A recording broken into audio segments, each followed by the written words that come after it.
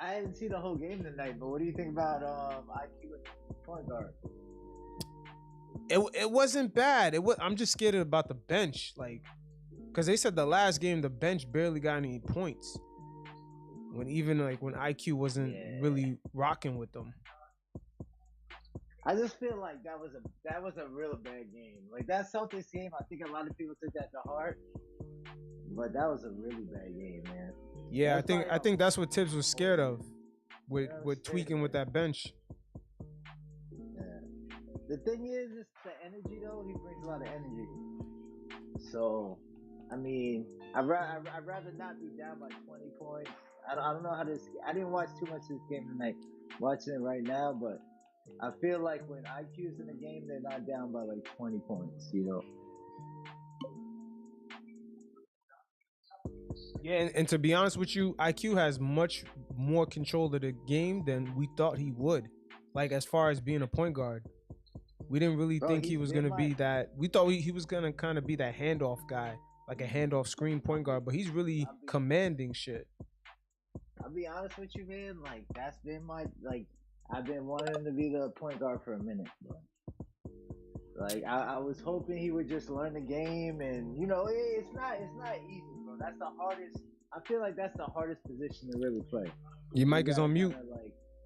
Like, not you, Chef. Trash, man. IQ is trash, man. What are you talking about? Why do you think he's trash? Man has a open layup and then he just runs back to the 3-point line, man, and misses. Come on. Come on, man. That's one play, man. Come on. Are you trolling right now? No, bro. No. I'm not trolling. I'm a Knicks fan. It's true, man. Yeah, I'm a Knicks fan. No, I get it, bro. Like a lot of people they don't like him at the point guard, but I just think if you give him some time, he'll be the point guard that everybody wants. The Knicks is always like that. Always next year. We need to give some time. Man, I've heard that talk a long time ago. Nah, but seriously, what other option do we have right now at the point guard position? 177, right? Hey. Wait, say that again? No, it says 177, right? And what you mean? What you mean? He did a good job. He's winning games right now. Bro, no, he's not. His defense is weak. No assists, no rebounding, no nothing. Just a good 3-point shot. Yeah, his size was always the reason why he didn't start. But you know, going to that last game, our bench, you know, didn't really have that flow without him being there. Our bench scoring was even because the starters non-existent. are even worse than the bench. The starters are awful. Nah, but not that last game. That last game, that bench was worse. Couldn't score for shit. And I see the reason why Tibbs didn't want to tweak with that bench lineup. But like you see the stat line and like minus 58 on Julius Randle and RJ Barrett and then on the bench, Obi Toppin and Alec Burks have positive 70 combined, and I don't understand what's going on, honestly. Yeah, that last game was brutal, man. I ain't gonna hold you. I ain't really catch the whole thing like that. I ain't really catch it. That shit was bad. Yeah, that was hard. That's what I say. You like games like that. You gotta throw those games out. You know, it's like when you get that you take that math test and you get a 54. You gotta just let that shit go, man. You know, I don't. Facts. Like yo, on Saturday I was sick. On Saturday I got sick. I think I had some takeout. Gave me like food poisoning or some shit. I was trying desperately to watch that Knicks game, and then I just saw the score on my phone. I was like, man, let me just lay down, man. Let me just take this. I don't want to get re-aggravated, man. You take a L right there, bro. Right, go. Let me tell you guys something. In my country, Knicks games are like 3 a.m. Oh, and I watch them. Yeah, and I watch them. Like, it's literally the worst habit ever. No games won, and like a bad day after, like awful. Let me ask you a question. What made you a Knicks fan? Man, because of I like the NBA a lot, Mm-hmm. and the I like a culture of fans and supporting the team, and I think the Knicks fans are one of the most strong fan bases there are on the NBA, the most loyal, because like you guys are trash like for years, but you can fill up the Madison Square Garden. Last year with Trae Young was amazing. It's not about Hey, winning; it's about feeling the the team, I guess. You know what hey. I mean? Even you feeling the vibes from your side, you understand. But let me Yeah. ask you this question: Who has the most bandwagon fan base? The Los Angeles Clippers and the Chicago Bulls. And no, the Nets. The Nets. But what about the Lakers? You forgot them. No, You but the said Lakers Lakers. forever. You said the Lakers or the Clippers? No, the Clippers. No, the Clippers were bandwagon, but like in the bubble maybe. But like Nets are now the most. Yeah, last year they were more, but now the Nets. I think the Nets are the like. Wow, that culture you here wouldn't in say the Europe is Lakers? Lakers and Nets. At least all the way from your side, you recognize a team with a real fan base. Yeah, True. man. Yeah. Like you guys probably don't know, but in Europe, we watch a lot of football, soccer, you call it, and like Yeah.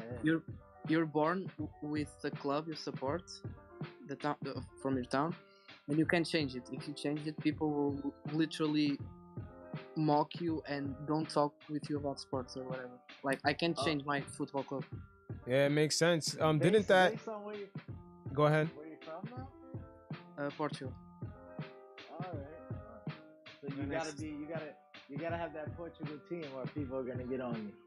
Yeah, and like, Uh, but here is more extreme than in America. Trust me. Like, yeah. like you don't bring your kids to games.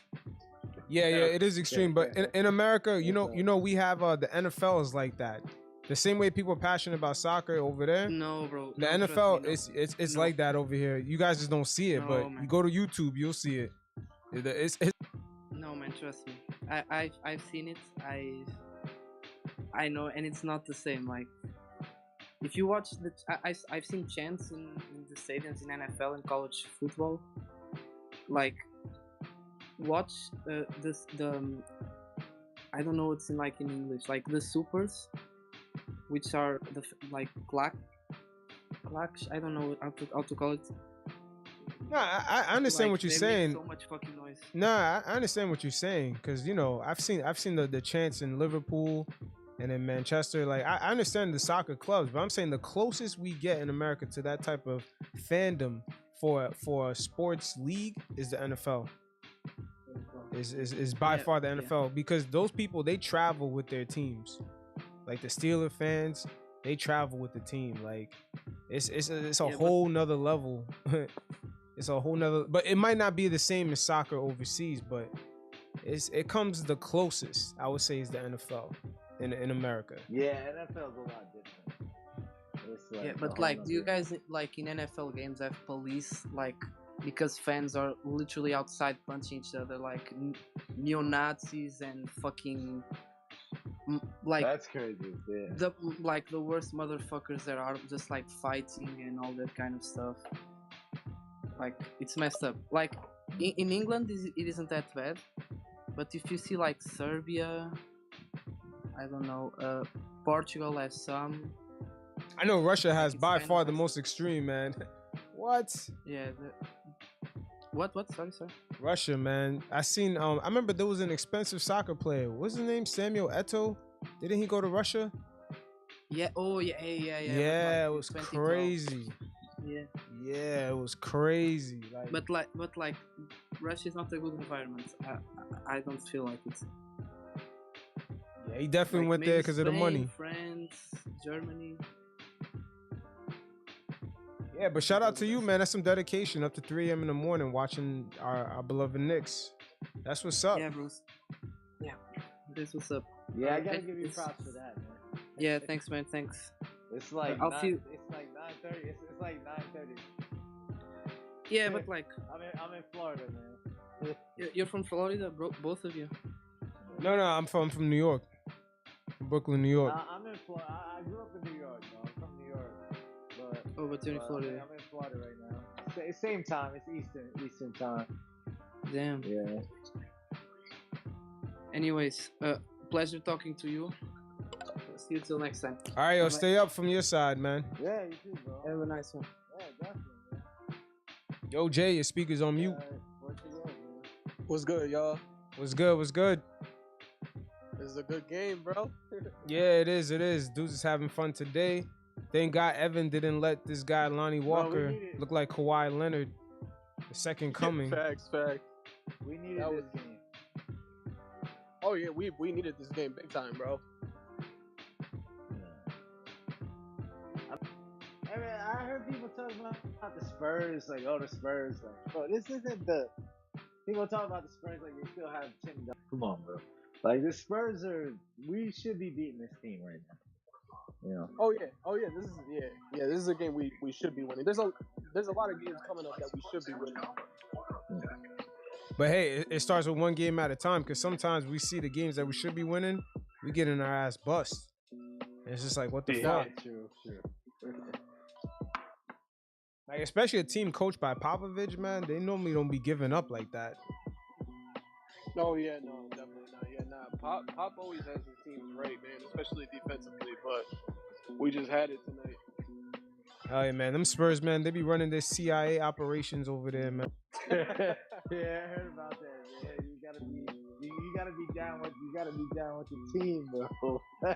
Yeah. Yo, but you know what's so funny? San Antonio, that's like a military like kind of city.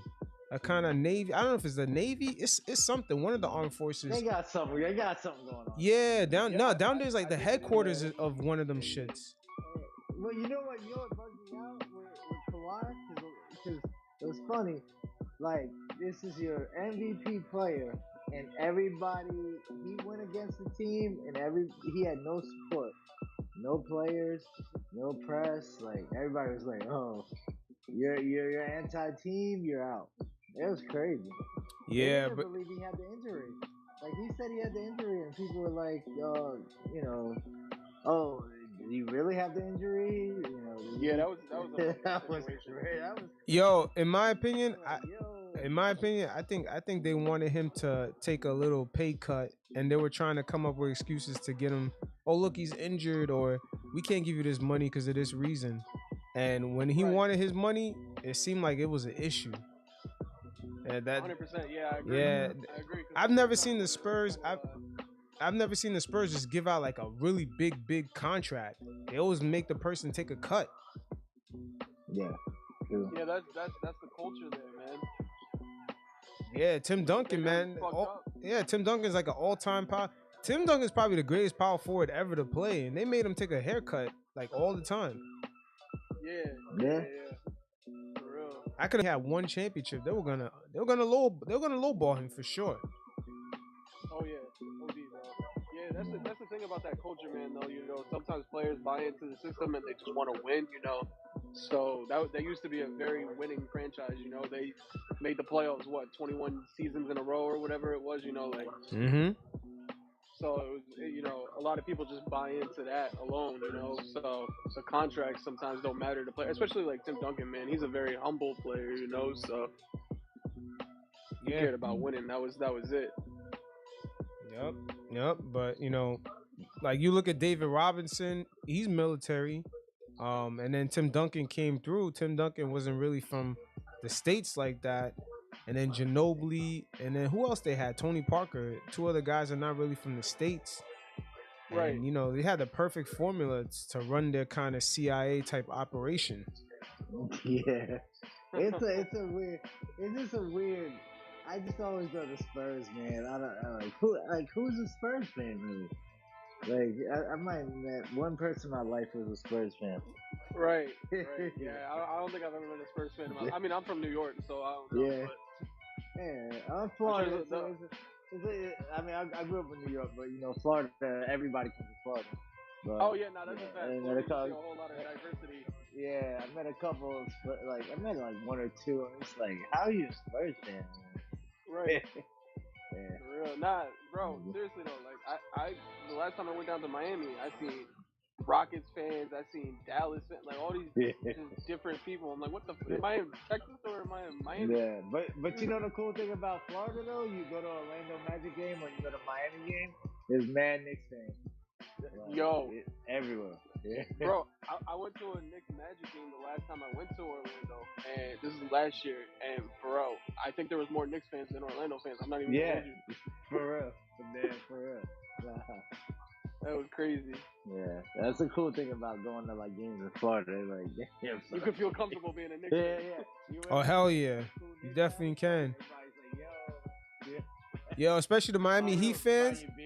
Buying your beers and stuff. Yeah, Miami Heat fans, they treat them games like the club, man. They show up like almost when the third quarter's about to start. I'm like, well, what kind of shit is this? Yeah, but you know Miami, like, so Miami, just because I've been there forever, Miami's a Dolphins. That's a football. Yeah, they're more football. Like, yeah, they're more passionate about football for sure. When LeBron, you know, and obviously in the '90s, like the Heat were good, but it's a football town, man. It's a Dolphins town, you know. For sure, bro. Yo, so what do y'all think about this whole Randall and the thumbs down shit? Like, I didn't really get too much into that, but I'm just like, yo, what's up with that? Deal, bro. I ain't gonna lie. Oh, what's rock, Sims? Holy shit. I don't know if y'all saw. Oh, Obi. I didn't see that yet. Nah, yeah, they're styling at the end of this fourth quarter. Oh my God, Obi just threw down a nasty reverse. Oh, there it is. All right, I'm just seeing it right now. Oh, my fault, bro. You're a little behind. My fault. Ooh, Obi. I just seen that now. You gotta be prepped for it. Yeah. Yo, I've been saying this, right? I'm not saying makes Grimes a point guard, but he's very good playmaker, man. Yo, like, you I'm seen not that even gonna pass? lie, bro. Like that pass was on point. Like he's just like, I know it's like end of the game, right? But then he's done that. He always gets back down on defense too, man. You know, he makes up for it on the defensive end for sure. So he's a rookie. He's gonna make a couple mistakes here and there, but he looks really, really solid as the one guard. But truthfully, I think RJ needs to run the one right now. Nah, no more of that, man. We can't play RJ off position. We got to let him play his position. We gotta let him play his position. I feel like they need to let him facilitate the ball more, even if it's just in the half court, you know, and it's just a few plays here and there. He needs to facilitate more because he gets it right. I mean, besides Obi, he never catches Obi when he's cutting, but besides that, you know, when he's like running the pick and roll and shit, he does that very well. That really falls on Tibbs, though. He's a good playmaker, though. Tibbs has to manage the lineup properly to let Obi run the point, maybe for like 4 minutes. Right. Yeah, I feel you, bro. Nah, for sure. Tibbs, he's got to figure that out for sure. Damn, RJ shot 12 for 20 tonight. Damn, good shit, boy. Yeah, no, he needs to make up. 31, bro. Yeah, 31. He needs to make up for that month of November. That shit was bad. That's my boy right there, man. And people sleep on him, man. People want to trade him. People want to talk about, oh, man. Like, it's your third year. He's dropping 30 points. Random People nights, seem to forget this kid is 22, bro. This kid is 22 years old. Like, we got to give it time, you know?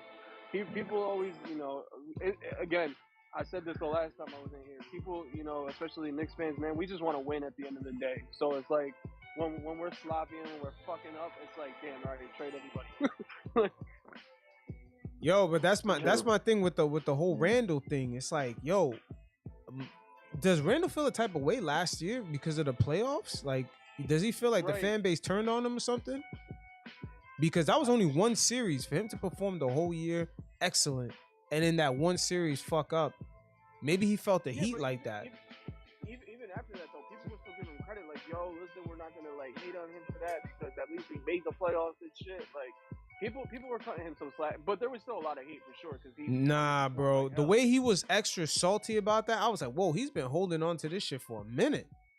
Right.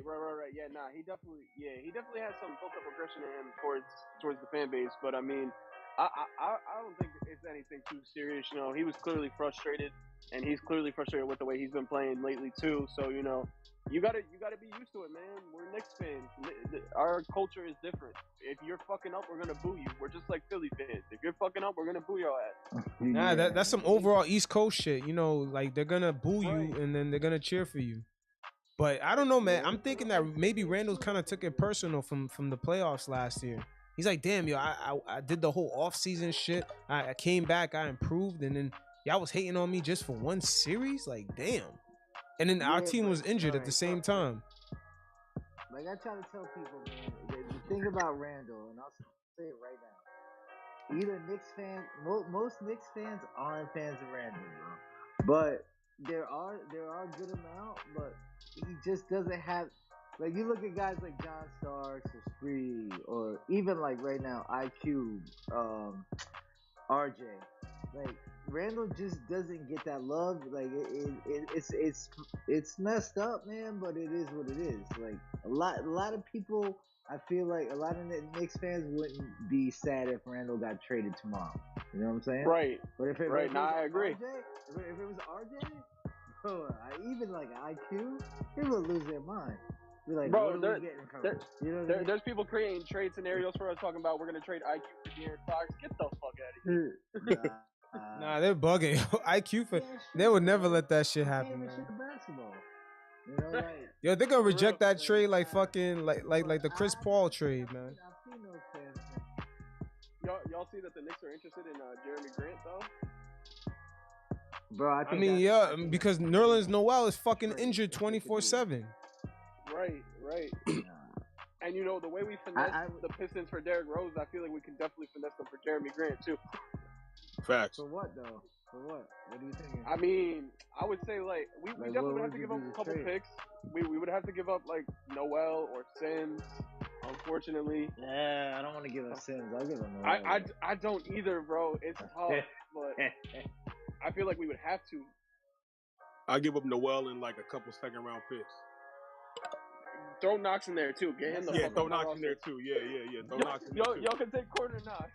Nah, yeah, they're gonna have to throw in Knox because they ain't doing nothing with him. See, my thing with Knox though, man, he can still hit that 3-pointer, man. So it's like he doesn't get any playing time. But I'm saying like, I feel like he just doesn't fit into our rotation at this point, bro. Nah, you're right. He's not. There's not really like what minutes is he taking. If we didn't have Deuce and Grimes and shit, maybe. But it's facts. Whose minutes is he taking? That's all. Right, that's all you gotta say. Whose minutes is he taking, bro? Nobody's. Who do you want to see not play more time for Knox to play? Yeah, bro. He's a goddamn revolving door on defense. I'd rather just bring up Luka from the G League and have him play if we're gonna play anyone. Shit. Yeah, should have been brought dude up. Oh my god, bro, he's getting like 30 a game, and we're just like, nah, we'll keep him in the G League. Like, what the fuck? It's crazy, That's man. Crazy. I think it's just because like the reason why we ain't bringing dude up is because of Randall. Like, you know, Tibbs is trying to overplay Randall, and like, you know, I know y'all was talking about him earlier. I just got in the room. But like, yeah, man. I mean, when it comes to Randall, when it comes to his mannerisms, that's what bothers me the most.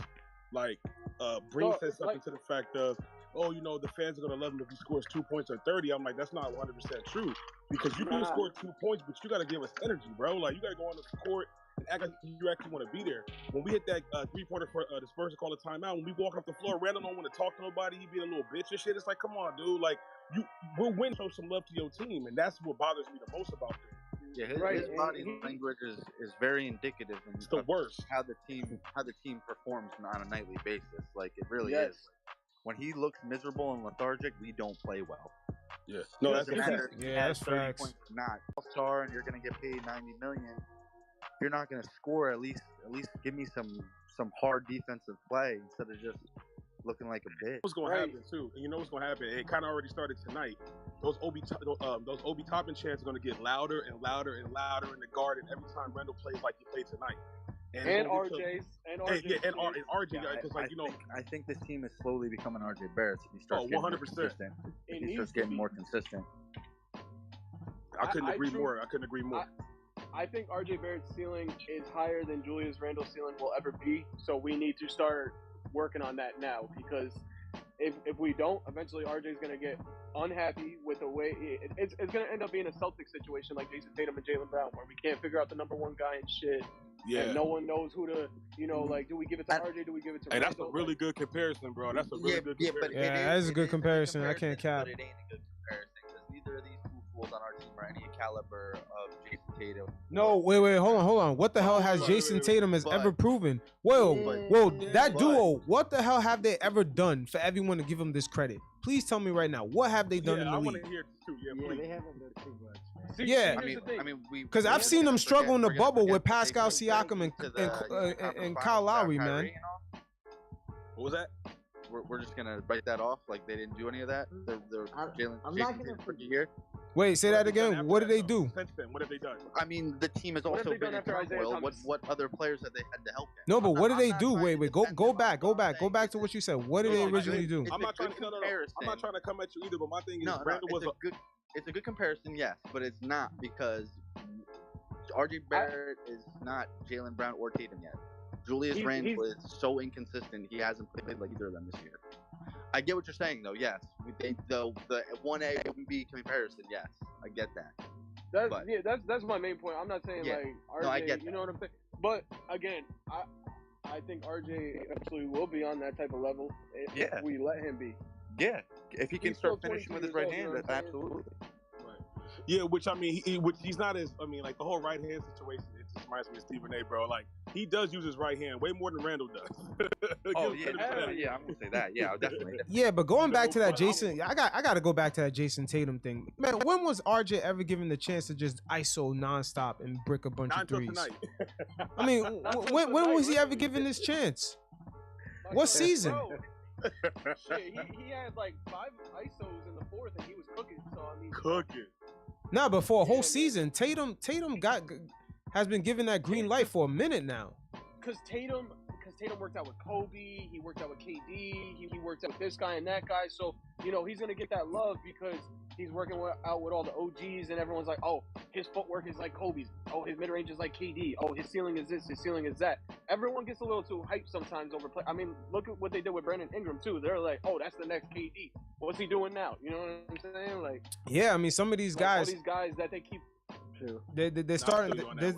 That was a good point. Nah, but you know what? I'm not saying they suck or anything like that. I'm just saying like, yo, they're kind of overvalued because they're playing Boston.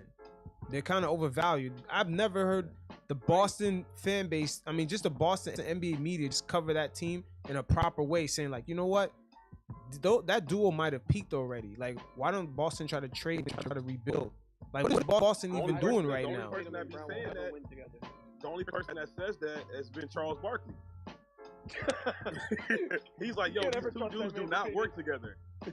Yeah, Kyrie left, and then it's like the expectation went up, and then all of a sudden, it's every year we having Pascal Siakam problems and Kyle Lowry problems. Like, those two guys, the way they struggle against Kyle Lowry and Pascal Siakam, especially with Pascal fucking up as much as he was in that series, I don't know, man. I don't know. Yeah, no, it's difficult, man. But I think that, going back to the RJ situation, like, yeah, if Tibbs gave him more plays to open up with, let him get some, not even like more ISOs, but just put the ball in his hand, let him make decisions. He had a nice cross-court pass to Grimes in the corner to hit a three. Like, things like that I see that RJ can do, they got to let him do it. But, every time he's on the pick and roll, too, he runs the pick and roll perfect with he runs it perfect. He's either looking for the oop or going for a layup. It's that simple. Like, one thing I noticed that has been bothering me a lot with start lineup is when Fournier is in there, Mitch sets him a beautiful screen, he rolls, and he never gets the oop. The oop is right there. Right. That happens. And nothing against Fournier. I mean, Fournier, he might make the shot, but it's like, yo, get an oop to Mitch. Give the ball to Mitch. You got to work on his free throws and start hitting him down more. But he should be averaging like 15 points a game with the easy oops that he get. Nobody can stop him. Yeah, facts. Yeah, because he be setting some hard ass screens too. They way too selective when they want to. They way too selective when they want to throw that oop. Way too selective. Exactly. RJ is a little bit too when it comes to Obi, because Obi definitely do be getting wide open a lot, and RJ be missing him. Yeah, I think he don't trust. That's why we miss Derrick Rose. Right. Nah, I agree. Yo, but that's that's where we miss Rose. Because Rose always giving top in the oops. Rose always giving top in the outlet. Ever since Rose has been out of here, Toppin ain't really been getting the points. I mean, I think Green said, Toppin's had a bad night tonight. I'm like, he's only played like 15 minutes, maybe less than that. You got Randall playing 30 for 2. Like, yo, but that same pick and roll you talked about with RJ and Taj, how come RJ don't run the same thing with Randall consistently? Because Randall sets terrible screens. Randall sets the worst screens of all the power forwards that we have. Yeah, they're bad. They're really bad. Shit, man. Here comes the effort shit again, man. This guy, man, is killing me right now. Facts. So his effort is really that bad.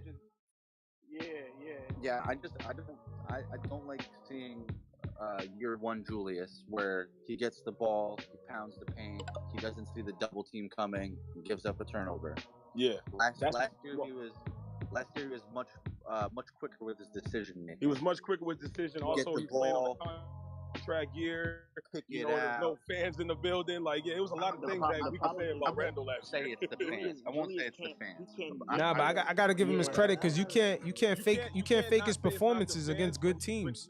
But, when you know it's a little bit of the fans, personally for me, I don't want to say it's the fans, but the fans got a little bit in it because he's reacting towards them. They're booing the shit out of him now in his own arena. He hasn't really been showing up. He's super inconsistent. So it's like, he's disengaged. He's disengaged. I give you that. He's inconsistent too, though. It's not even about being. It's not even about being engaged because my thing is like, if you're at 2 points tonight, like you did, all we want to see, all us New Yorkers want to see you is go out there and still put the energy in, get the rebounds, get the blocks, set screens. But that's what I mean. Pound the hardwood. Look, take care on defense. That's it. Let's say it's RJ's night, right? Or Burke's night, or Fournier's night. How many times do you see somebody else have a night and Randall is still being productive? That's what I mean, disengaged. Like, he's not the focus, or Tips put him at one of the elbows to make decisions. He's not engaged, bro. He's not slashing. He's not crashing the offensive board. If he's not pulling up from three or dribbling out the shot clock or initiating, it could be positive some nights, but I still be looking like, damn, if we don't have a night where his jumper's falling, what is he? He's not in it. That's what he's got to fix his attitude. He's got to fix his attitude for sure. How old is Randall again? I keep on forgetting. He's like, I think he's probably 26 now, 27 about to be. He's young. He's in his 20s for real. What? He's only 27. Yeah, I be forgetting because this is his like 9th season, so I be forgetting he's young. Yeah, he was in the league at 19. So. Yeah, that's a fact. Good point. There's no way this is his 9th year, bro. No way. Yeah, no, he's been in for a minute. It is. Yeah, I'm dead ass. Yeah, it should be his 9th year because he came in after his 7th season was the first year he made the All-Star team. So yeah. That's crazy. Yeah, Magic Johnson slipped up. He let Randall go for nothing. Facts. Who said that? Yeah. Yeah, he let him go for nothing. That's the reason why Randall's available like this. The Knicks really lucked up by getting Randall because Magic kind of just saw LeBron, got giddy, and didn't try to trade Randall and get something for him. Yeah, we got him for nothing, which is fine. Look at Kuzma, bro. Like, they did that with everybody. Yo, Kuzma's winning most improved, man. That boy is going crazy. Going crazy. Hell yeah, man. That dude took off the skirts and started shooting. Yeah. It's a confidence thing too, man. I feel like he had no confidence in LA. Oh hell nah, yeah. He got too much into fashion, man. He was wearing the Russell Westbrook skirts. Of course. Look at Westbrook right now. I know Westbrook old and whatnot, but look what he doing, man. He's having press conferences looking mad depressed and shit. Like, yeah, and he wearing skirts. He wearing the Kuzma's. He wears Kuzma's old skirts. Kuzma threw them. Yo, Kuzma threw them shits away and said, "Fuck that, I'm playing ball." Trade deadline coming up, right? What's Bob? With RJ it's looking like a number one option, or at least could be Robin or Batman between him and Randall. How do y'all think that changes the trade deadline situation? They ain't gonna trade him. They ain't gonna trade him. We're gonna do everything in our power to trade. I'm talking about everybody else. Everybody else around, like centering whoever, making trades based on how good RJ is playing. Like, do we need players to build around him now instead of thinking about Randall? But that's what I think we need to do. I don't know. I saw today our two main targets are Miles Turner and Jeremy Grant. So I saw Carl in town. Yo, if we that's gonna be hard to get, bro. If we could go get that's 5 draft picks right there. I'm not gonna lie. Okay, what would you trade for Cat? I'm not gonna lie, bro. They want Mitch. Yeah. Okay, that's easy. You can have Mitch. I would throw in Mitch. I would throw in Sims. I would throw in fucking. They're gonna ask for Obi too.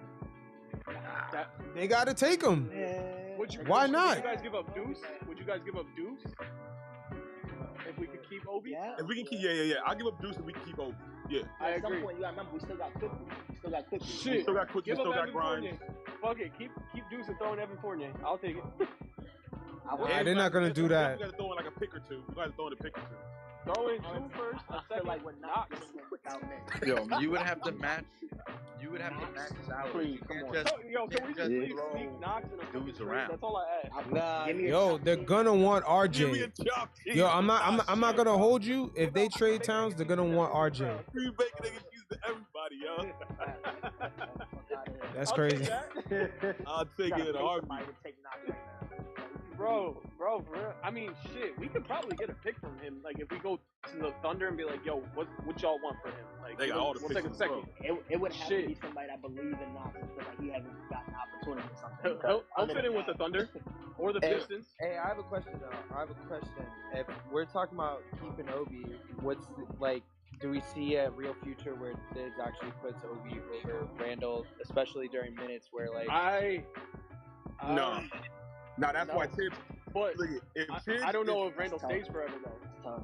That's fair, yeah. but it's like we're talking about wanting to keep Obi, and I love Obi Toppin's game. I think especially working with David Zanat, like the dude has got good footwork, but if we're not seeing him in game. It's like just a reality of like, do we keep this coach? I would rather lose Tibbs than lose Obi. I agree. I agree because we can go get Mark Jackson and he can bring the real potential out of these youngins. Or I take Van Gundy. That's probably never gonna happen, but I'm with That you. ain't gonna happen. The NBA gonna let the NBA is gonna say no. They're not bringing Mark Jackson, bro. But He's never it'll never happen because of the controversy behind his name. I don't know if he'll ever get He's a coaching never job coming back again. in the league, bro. He's My never. man's never. It's 2022. They're not letting Mark Jackson in the door at any I'm not basketball. gonna lie. Word. Kenny Atkinson is a good second option though. I thought Kenny Atkinson should have been the coach last year. Yes, before Tibbs. I agree, bro. Mark I Jackson agree. would knock it out the park, with all due respect. No, Mark Jackson would, but he's move never on going from to coach Tibbs. in this The NBA. whole He's never point was coached. to move on from Thibs from the jump, but it was just like, at what point? Tibbs is just stuck in his own way, man. It's like, he got Randall. He think Randall had an amazing season last year. Of course he did, but he's just not playing up to his potential as last year. Like you said, he might have hit his roof. He might have hit the ceiling. Tibbs is also a Greg Popovich type of coach, and that style of game doesn't work in this game anymore, man. It's unfortunate, but there's just certain things, like certain schemes he be running. I'm like, man, like this just don't make no sense. Like, it's a whole lot of pick and rolls and a whole lot of standing around. Well, it's the opposite of what Dan Antonio did, where he focused on offense so much that he was like, I'm going to outscore you. Tibbs is like, as long as we make the right stops, we can live with taking, a certain amount of threes or whatever, not really focusing on how we're going to be productive on offense, but our offense will be our defense. That's why you'll see a lot of minutes given to Taj and people he's trusted since Minnesota and Chicago. It's frustrating because it's like he knows what to do, especially when it gets bad, when threes aren't knocking, and that second game comes in and they get hot. It's just like, I feel like Dave shoots himself in the foot because he'll wait so long. It's all about trust with him, though, bro. But you gotta realize that he's going, especially if he'll wait until he's down by 15 to put in the bench, and then to prove a point to the starters, he'll leave the bench for the rest of the game to prove something. I'm like, bro, I know which one you're talking about. I love that game when you're talking about Burks played the whole fourth, that whole unit. Bro, he did that 3 times this year. He did it with quickly before and Deuce, and then he did it with Burks. I'm like, bro, we're fighting for playoff position. We're not fighting so that you can prove a point for next practice. Like, what are you doing, bro? Like, we don't got that luxury. Not at all. You're right. You're 100% right. Especially with the roster, you're still trying to gel. Like, you're waiting for that gun to be fired. Like, you can't just be like trying to. You can't be configuring it still at this point. You know what works. The East is the new bro. West, You're 40 games into the season, bro. Hell yeah, I've been saying that for years. The Eastern Conference is up. It's been up since Kawhi came through. Yeah, that's a fact. But now you have the Cavs. You got the Cavs. The Hornets always going to be going to that 10th spot. Yeah. Right. You know what I mean? So it's not even like we have the luxury of like. But look what's the funniest shit in the world though, right? Last season's 4 and 5 seed team. They both 2 of the worst teams in the East right now. That's the Knicks and the Hawks. That's crazy. It's crazy. That's fucking wild, bro. That's crazy to me. Isn't it like the Spurs are like 9 games back out of 12 or some crazy? They're gonna make that 10th spot. And they're still able to be in the play-in at the end of today. Which is crazy. we want to talk about the West. The West is popping. Bro, this year with the East, the Celtics are gonna be in that 7 to 8 seed, so it's gonna be nowhere near like last year, bro. Even on the seventh, you the get a 7th to 10th seed is gonna be tough. roster, and then you're gonna have a prove it guy that's like, all right, fuck it, this is my first 4 minutes of the season. I'm gonna go and drop at 50 in the court. Like, it's insane.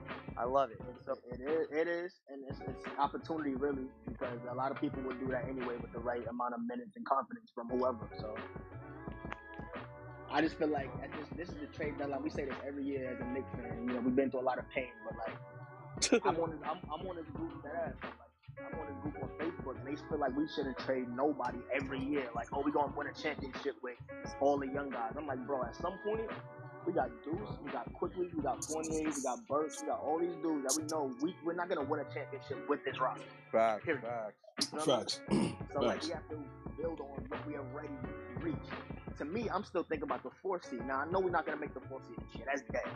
Because of who is in the top, let's just say 5 teams in the East. Now, it's possible. We did it last year in the same position that we in right now. But the East is way better this year. Think about the Bucks, the Nets, the Bulls. The Bulls. That's the top 3 on rip. So we have to be that next team. And I feel like, even if we don't, though, I feel like that might be a better matchup-wise for us. Even if we fall to the 6th or 7th, you don't know who that 4th seed is or who that 5th seed is. You feel me? So I'm not really worried about the 4th, but we have to improve on that and really make a splash in this trade deadline. We're not getting another free agent unless we get somebody on the trade deadline. And yeah, you're right about that, man. Yeah, last year that's how we turned around the season. We made that Derrick Rose trade, and our season flipped over. Exactly, bro. Huge, exactly. We have changed everything. A third amount of picks behind OKC and New Orleans right now, something like that. Like, we have to make a move. In every trade scenario, it's always player for player. I'm like, why is nobody? I mean, right now the Knicks' current state, like a first-round pick next year. I mean, as much as I'm a Knicks fan, we don't know how valuable that is. That could be extremely valuable to somebody. So it could be, but remember, we're not the old Knicks. A Knicks first-round pick 3 years ago was lottery. Old. So like now this year you getting into the post lottery, you get into that 18, 20 spot. A lot of people not gonna receive that for one of their stars or young players. I can't blame them, because I'm not taking the Celtics first round pick or something like that either. Like, where's that gonna land it? I feel like we need to get Cat. I feel like we need to get a player right now, even for real, don't laugh, for real, not giving up a young player, but give me John Wall, somebody that hasn't played, or if John Wall's contract is bought out, I don't know about that. I would not mind that. Of course, it's gotta be a buyout. If it's bought out in a buyout, Bro, what? Put him on a minimum or something like that. Yeah, give me that. Bro, we're just dealing with the same shit with Kemba. I get that kind of vibe. Like, why would you do? You just want another disgruntled. I mean, Kemba's not disgruntled, but you Kemba just want another point guard that hasn't had his tires kicked in a year. Bro, I feel Just like to the do reason Kemba isn't getting it because Tibbs was like, well, at least Kemba's professional. Kemba's not gonna give 25 a night. Kemba's not giving 25 a night, like consistently, right? He's giving up his matchup. Is giving him 20. That's why he sat him for Burks, because he's looking at, I'd rather take defense over somebody that's, I'm not getting 25 anyway. I'm not justifying. I feel like he should have at least put him in a second unit first. But if we get John Wall, or not just John Wall, but somebody that can still play defense on the other end and give what Tibbs wants. Son, you're wildin'. Yo, I got a wild card. Yo, hold up. Julius, if you think Julius' reaction to the Knicks fans wilding on him is crazy, imagine John Wall. John Wall's gonna react 10 times crazier than Julius. Nah, imagine Westbrook. Imagine Westbrook. Bro, that's what I was getting ready to say. I was gonna throw something out. I was like, yo, what if the Lakers bought Westbrook out and he was a free agent? Would y'all pick him up for the half? No. Pick up John Wall, it's the same shit. No, it's not the same shit. No. Westbrook played with legends. Yo, Westbrook played with MVPs. He can't win. Nah, no, thank you. So you wouldn't want anybody with Randall that's gonna winning basketball player. No, here's my thing. You wouldn't want anybody with Randall that's gonna basically tell him, hey, bro, you're not playing up to your potential. Play better. Because that's what John Wall would do. That's what Westbrook would do. We know Westbrook is ass right now. He would get in, no homo. He would get in that nigga Randall ass like, yo, man, play better. You was a most improved player last year, bro. You was an all-star, bro. Second team All-NBA, bro, last year. You all that, and you playing like shit now. Someone got to say that to him. There's too many nice people on that bench, bro. Now, you're right. Maybe they don't have the cachet. We want him to be the number one that he was, bro. Let's be real. He wants to be the number one. He getting paid like a number one, so you better play like a number one. He loves being a number one, but we gotta remember the same way we got Amari Stoudemire when we couldn't get Braun. Like I'm a realist, right? I'm a realist. When we missed out on Braun, we got Amari, and that was one of the best things that happened to us. Then we end up getting Melo, right? Right. We missed out. We missed out on Kawhi was rumored to come to New York, and everybody. I forgot who else was coming, but we ended up getting Rand. KD and Kyrie. Yeah, KD until Dolan didn't want to pay him. Yeah, that one, dude. Yeah. I'm still crying. I can't take Porzingis out of nowhere. That's crazy. Can the next point guard that we bring up be taller than 6'3", 6? Like, dude, like I always get all the names we're throwing out there. We're complaining about how there's no defense right now. Like, stop naming people that are either old or short. Like, let's get some. Like, I don't necessarily. Bro. Russell I don't Westbrook. necessarily think we even need to go trade for some big name point guard right now. Village. I don't think we should trade or sign a point guard either, but we're talking about a coach as in Tibbs who's not going to play the young guys as it is. Right. So I agree with you. You have McBride on the bench. You have Grimes on the bench. You have Quickly. Quickly should have started tonight. Why is Burke starting at point guard? What are you talking about? Burks doesn't Yeah, Quickly size, man. Amazing off the bench. It's Quickly size. It's killing him. To guarantee whoever is playing that position to give him more defense to offense. Always. That's a fact. What I think the Knicks need to do, if we do make any sort of trades, it needs to be for Malcolm Brogdon and Miles Turner. Somehow, I would like that. go pick up them because they want to give up everyone on their roster. They want to start young. All right, go get Malcolm Brogdon. That is a guy that will get us I like consistent that. numbers. Would you They better be for the cheap. for him though? I'm giving up Jay with the logical answer. Yeah, Jay came through. That was Jay cool. with the logical answer. Let me hit him with a Mike Green bang. So why not DeJounte Murray? I love. But what are they gonna want for him? Exactly. It's all What are they gonna want? The Spurs is rebuilding. They're not gonna want much. Honestly, I think we have a better chance of going and get Lonnie Walker. And I'm not gonna lie, every time we play against Lonnie Walker, he kills us. He might be he's a slasher. He can shoot. He's a hustler. I mean, you know, it would be a good piece, but I don't think he puts us anywhere closer to. No. I agree with you.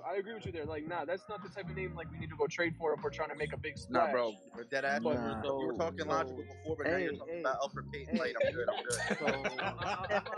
I wouldn't say Lonnie Walker is Alfred Payton, bro. Bro, that haircut he had a couple years ago was It was Alfred Payton. Hear me out. Hey, I'm gonna both hear me out there. Hold on. Who's talking? Who said hear me out? This is Chef NYK. I'm gonna tell you who my trade is. All right, let's hear it. Bradley Beal, bro. Stop playing. We should have done that last year. If we did, we should have done that last year. Your choice, but that's not available. Hey, I'm cool. I'm cool with the Bradley Beal choice, but what are you giving up for? Let me know what you're giving up for Bradley Beal. They're gonna want all them draft picks. They're gonna want They're gonna want at least 5 draft picks or equivalent. Because that's my whole thing is RJ and Beal. Hey, so you want to know why You the can have thing Randall, isn't going to happen? Obi. You can't have IQ. The Wizards are right? winning right now. Unless they're looking to add I feel where you coming from, fam, but you're not. But you got to talk realistic. Like we're not gonna get Bradley Beal. Let's go back to the Miles Turner and Brogdon conversation because that's more realistic right now.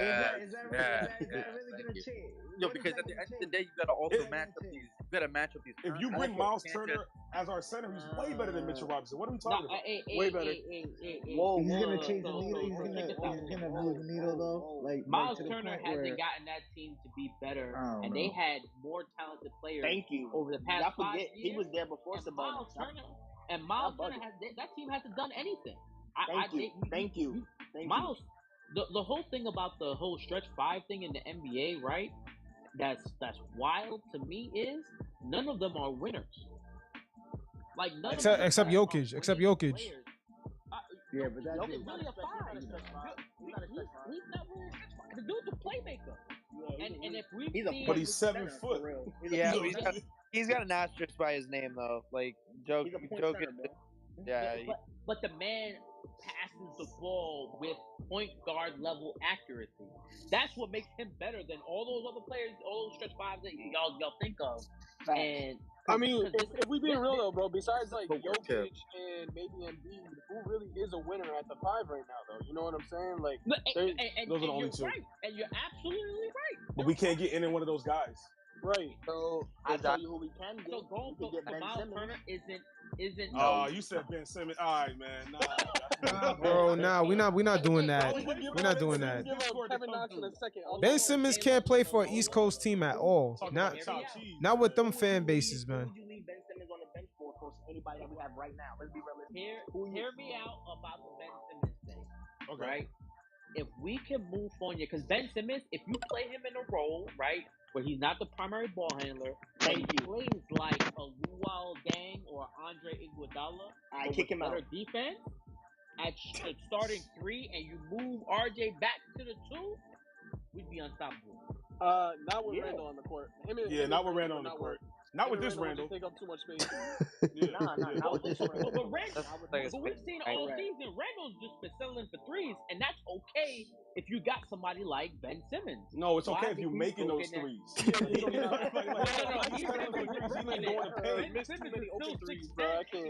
Oh, Randall's getting killed in here. I know, dude. The more you talk about trying to put somebody with Randall, you bring up a reason as to why it wouldn't work, and then you're like, because Randall. Y'all gotta remember. I forget who our coach is, though, bro. Our coach is Tibbs. If you give Ben Simmons, Tibbs will love him, bro. Tibbs will keep him on the bench. Hey, look. For Tibbs in league. I think the biggest thing that we haven't seen from Mitchell Robinson is if you look at centers that is healthy. They've been passing centers, right? They've been defensive passing. Yeah, like a Joe Kim Noah or trying to think of that's it. That's it. That's pretty much it. No, but even Carl Anthony Towns when they were playing in Minnesota when they went to the playoffs, look, Towns can pass the ball. That is true. He can. Towns this year has really stepped up his mentality and his leadership, so I would love Towns on my team. But straight up, we just need a center that can shoot some damn free throws, bro. That's all I ask for. That's all I ask for. You're talking about Ben Simmons. Ben Simmons can't shoot free throws either. Forget about 3-pointers. My man can hit free throw shooters right now. That's our biggest flaw right now. Can make a layup. Free throws just like 5 centers in the entire NBA. Bro, we haven't had a center you can give the ball to. I know. Real quick, leads the league in field goal percentage. Our free throw percentage. What was that? I lead the league in free throw percentage. Yeah. I still think he does. Yeah, but he doesn't get to this Knicks team doesn't get to the free throw line often, so I don't care about the free throw. That's true. Do you know I mean, Quickly's not getting there because the flop rule changed. So he ain't get like he was last year. Anytime you don't have a center that you can give the ball to, you're not gonna leave the league. IQ's not getting to the free throw line, but I feel like he's getting to the free throw line more than he's ever have right now. No, last season was way more. Like way more, bro. Last year he was getting those flops. Like now he literally gets to that free throw line, right? And he hits him at like what 94%. You talking about him hitting the free throw? I'm like, he gets more. He had way more foul calls last season. Right. I forget but he's hitting them more consistent this year. Yes. Way better 3-point He shot might have last year. On that floater. I feel like he's getting to the line a lot more this year. I would say he's making more free throw shots. He's more consistent this year, but he's not getting to the line as much as he was last year. You don't think so? I don't think so. I mean, I could be wrong. I mean, maybe stats say I'm wrong, but it don't seem like it at least. Tibbs is going to him more on the push shot or that 3 or that floater. He tried to get there, but now he actually gets when he gets his fouls, it's straight up. That's a foul. Yeah, but at the end of the day, his size is what's hindering them from getting them damn minutes. That's a fact. Whoever said that, that's a fact. Because we're not getting to the Facts. No. Hey, so today's game of quickly the last 5 games, he's been playing a lot like Tony Parker. I don't know if anybody's ever noticed that. No, I've noticed that. Yeah, I said that when he was a rookie. He looked exactly like Tony Parker. No, but he's been doing it a lot better these past 5 games that the Knicks have been playing. He's been a lot more weaving in and out of the paint, and we've seen 3 keeping his dribble. Mitchell Robinson. Except for that time he ran to the 3-point line. Yeah, that was wild. Even Donovan Mitchell was like, "Yo, you wild for that, yo." He's like, fuck this layup. Speaking of Donovan Mitchell, And that's who I really want. That's who we need. He's gonna be a free agent, bro. I wouldn't want to trade for him because he's gonna be a free agent. When? And apparently, next year. Next year he got he's leaving that racist ass team. Oh, 100%. My boy live in Utah. Like, man, fuck this place. Nah. Hold on. He might end up staying there. They got a brand new owner. Nah, nigga, they're making moves. That team is making different moves. They don't have that Gail Miller old lady owner anymore. Elijah Hughes went off the other day. He's from my hometown. Look at that. That's my boy. Nah, Donovan Mitchell is not gonna. It's not gonna be easy to pull him away from that squad. Back to the big city. He come to New York. He come to New He's York. talked so highly about New York before too. Utah don't do shit in the playoffs. I know that. I know that, man. You realize that? Yeah, but we not exactly in a better position than them right now. No, he's not. Oh, it's not. Bro, he just signed a 2026. He just signed a 5-year deal with them. Yeah, he's locked in, man. They got a brand new owner, son. That's a billionaire dude. He's a hyped up Utah Jazz fan. He's staying there, man. He ain't going nowhere right now. I was about to say Wade's a part owner there. The only I forgot about that shit. Gonna get is Yo, they got some young blood in that Utah Jazz, farm type franchise. Trying to add some black culture to the Utah Jazz. Exactly. They gonna spit on him too. They sprinkle that shit like Sazon. So, yo, like I said, my boy plays for the Jazz. He's from my hometown, Elijah Hughes. And I talked to him about it once in a while. He said the fans actually ain't as bad as he thought they were gonna be. Yeah, motherfucker. I used to bowl with Marshawn Brooks. No one cares. Yo, chill. Okay, bro. That's cool, bro. All right, so here's my thing, though. Forget about Utah because it's about the Knicks. Fuck that city. But no. Like, Utah, my thing is this. If we're not gonna get Donovan Mitchell or Bradley Beal, not gonna trade for these people. I mean, what can we do that's gonna improve this team? Develop players within your own org. De'Aaron Fox and Jeremy Grant is the answer. That is not the answer. I like that. We could play to Jesus. Nah, man, they gotta start developing. What is everybody's like? Look at Golden State. Golden State developing players. Where the hell they found Gary Payton? John Wall. He's John Wall 2.0. John 2.0. Okay, I'm about to say he's the same nigga as John Wall. Like y'all really like Gary pretty Fox much. that much? Nah, Hey, look, he came into the league as one of the elite defenders in the league. The problem is the Kings. He knows the Kings ain't going nowhere. And I say this right now: if my team just sucking ass all the time, like intentionally, or front office is making terrible fucking moves all the time, I wouldn't want to play defense for that team either. Yeah, me too. I feel you. Bro, I wouldn't even play defense. His jumper. I'll play defense for $40 million. His jumper just ain't there, yeah. I'd rather just go get Buddy Hield if we're getting anyone from the fucking Kings. Yeah. Look. If you can somehow squeeze Halliburton from them, then that's the guy. Oh man, I wanted Halliburton. I don't think that's. I wanted Halliburton. You don't go after Buddy Hield because he's a journeyman that he's already been on 4 teams, and you don't go after De'Aaron Fox because I'm tired of undersized guards. Yeah, but who y'all giving up for all these pieces? He's a big guard that plays defense. And that's Ben Simmons. No. Hey, Ben Simmons is 6'10", dog. Bro, it's not. Yo, stop drinking Henny so early, my guy.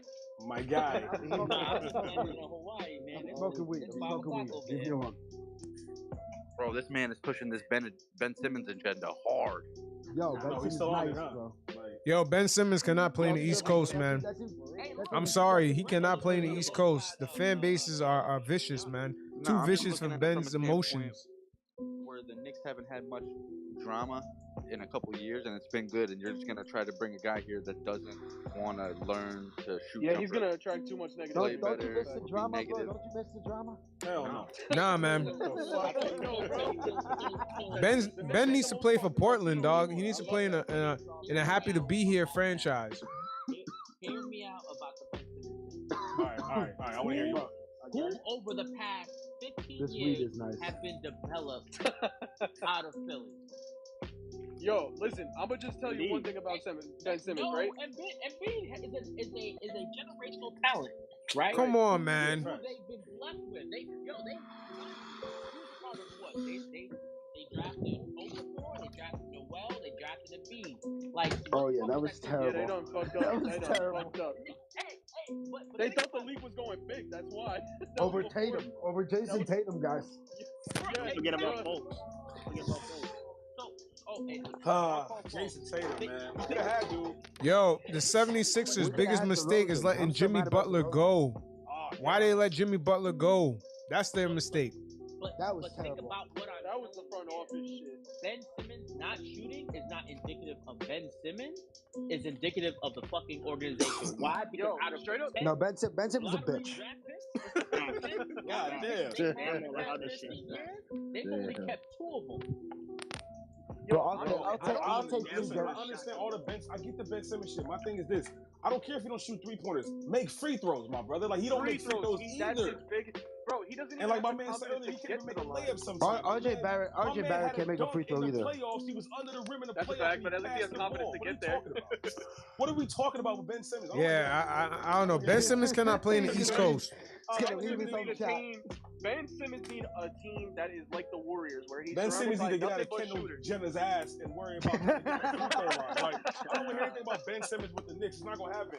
No, it's never gonna happen. My man was under the rim in the playoffs and he passed the ball. He had a dunk and he passed the. What are we talking about? Oh, man. At least Charles Smith tried to shoot it. Come on, man. Yeah, I mean, at least. Kick him out, bro. That was a Knicks reference for y'all. Kick him out, bro. Yes, sir. He brought up Charles Smith. I just got PTSD. What are you gonna kick me out for? That was a good one. I can't cap. That was a good one. Don't bad memories. listen, bro. You gotta live through it, guys. You gotta live through it. You gotta live through it, man. We've lived through enough headaches, bro. We don't need the PTSD reminder. Bro, I was at the finals in '99, bro. I don't need PTSD either, bro. All right, yeah, you got it, bro. You got it. You got that. You got that argument, Brody. We wasn't supposed to win that shit, though. So, I mean, that's just. No, that was Tim Duncan and Robinson versus no. We were fucked. That was a lockout year. Spreewell was our Jordan back then. Oh man, that was after Spreewell started choking everybody. Oh, man. All right, so we're all in agreement. We want Ben Simmons, right? Yo, this guy, man. I was just kind of like debunk some of like the aggression people have against the If the Knicks trade for Ben Simmons, I'm gonna tell you straight up, I think we're starting to tank. That's our purpose. But let me ask you the question though. Would you be pissed if we traded Randall for Ben Simmons? Because I wouldn't. I wouldn't either. No. I'm not trading Randall for no Ben Simmons, man. Ben Simmons will give us a better effort and probably better spacing. He'll run down the fucking court. Right, but exactly. Randall's too busy kissing his wife.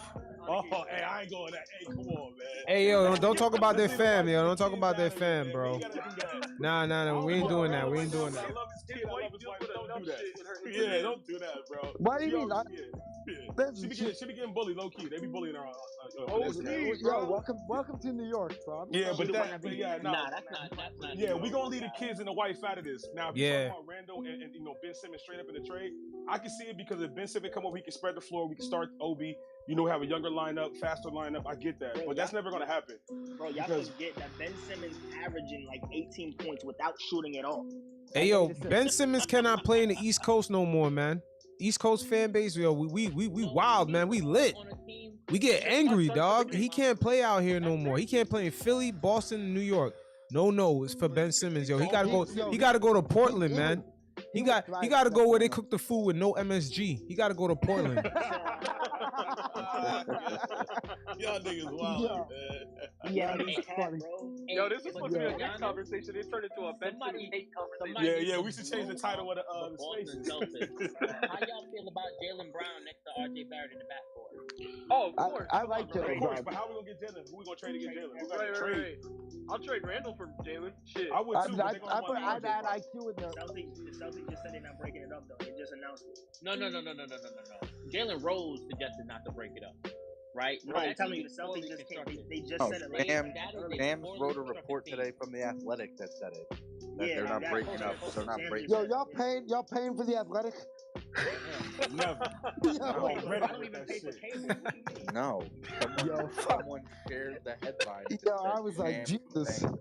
I was like, y'all better not be paying for that shit. That is the Boston Celtic propaganda machine right there. Oh wow. Yo, It's funny as fuck, Yeah, yo. so paying for I that. gotta join these things more often. Me too. This is my first time on this shit. This is Yeah, I've lit. never been on one of these things If before. you're athletic, you need comments on the YouTube video. For sure. 100%. All that shit, right? Yo, I got Pornhub open on the tabs. You gotta keep that shit open, guys. You know, you gotta keep that shit open. So back to the Knicks. So no Ben Simmons. I'm trying to bring it back in. I'm trying to reel it back in. So no Ben Simmons. We got no Donovan Mitchell. No Y'all De'Aaron say Fox. that. De'Aaron Fox said Miles Turner he's better than Mitchell Robinson, but he doesn't really change the Knicks. Malcolm Brogdon. We didn't really speak about Malcolm Brogdon. I'm kind of cool with Brogdon. I would love cool with Brogdon and DeJounte Murray. Yeah, I like DeJounte Murray. Nice. He's nice. But I don't know. He okay. He's like a rich man, Malcolm Brogdon. I think RJ got to be the Batman. I'm sorry, man. RJ has to be our number one. RJ got to be the Batman. I agree. But he's got to take that like third year step. RJ also needs shooters around him too. We need more I think RJ take the third step if you let him. RJ give him the can ball, pass. let him do what he wants to do. RJ can pass. Right now, y'all seeing it transition right now. We saw it in the fourth quarter. So That RJ windmill dunk was nasty. That was cold. I thought he traveled RJ grew up in like a European system, so he can pass. Yeah. He's not a bad IQ He player. dashes his godfather. The problem is Randall fucking dribbles the ball every possession 15 times. Yeah, that's on Tibbs though. You know, Tibbs, and that's I know. And I don't know. Does not have the ball. He's unproductive. Period. When he's not scoring, if you don't have 10, 15, 20 points, it's unproductive. Oh yeah, he doesn't have that. He doesn't have the instincts. Have y'all seen those games where he literally won't shoot? Like tonight. He's 1 for 7. Yeah, there's opportunity. He's open, wide open 3-point shots. He pass it up. It's like, yo, you fucking up the rotation now. This is why I talk about his wife, yo. Fuck him. Oh, this is crazy, bro. Yo, leave the fam out of it. Leave the family out of it, man. Yo, why is he not setting proper screens? Like he set because he's a bum. His fucking screens and he sets very lazy screens that gets frustrated when you don't do something after. Yep. Bro, if you don't pass it back out to him, he's such a bum. His IQ isn't that high in the first place. He just played. No, he was nice out of college, but he broke his foot. That set him back. And then you know the New York, he got good in New York in his second year. Random, he was shit the first year. He got good in New York because it was a contract year and there was no fans in the building. That's why he got good in New York. Yo, you think there's nobody there? Yes. Nah, man, but you can't fake that, bro. He was performing well against good teams. You can't fake that. Nah, he went to the playoffs. He got put on. The pressure got to him. Atlanta showed him up. No, the pressure did not get up to him, yo. We got exposed. We got exposed in down low. We had no Mitch, no Nerlens Noel. We got exposed. Garbage versus Atlanta. They forced him left. That's all they did. He's a fucking nasty.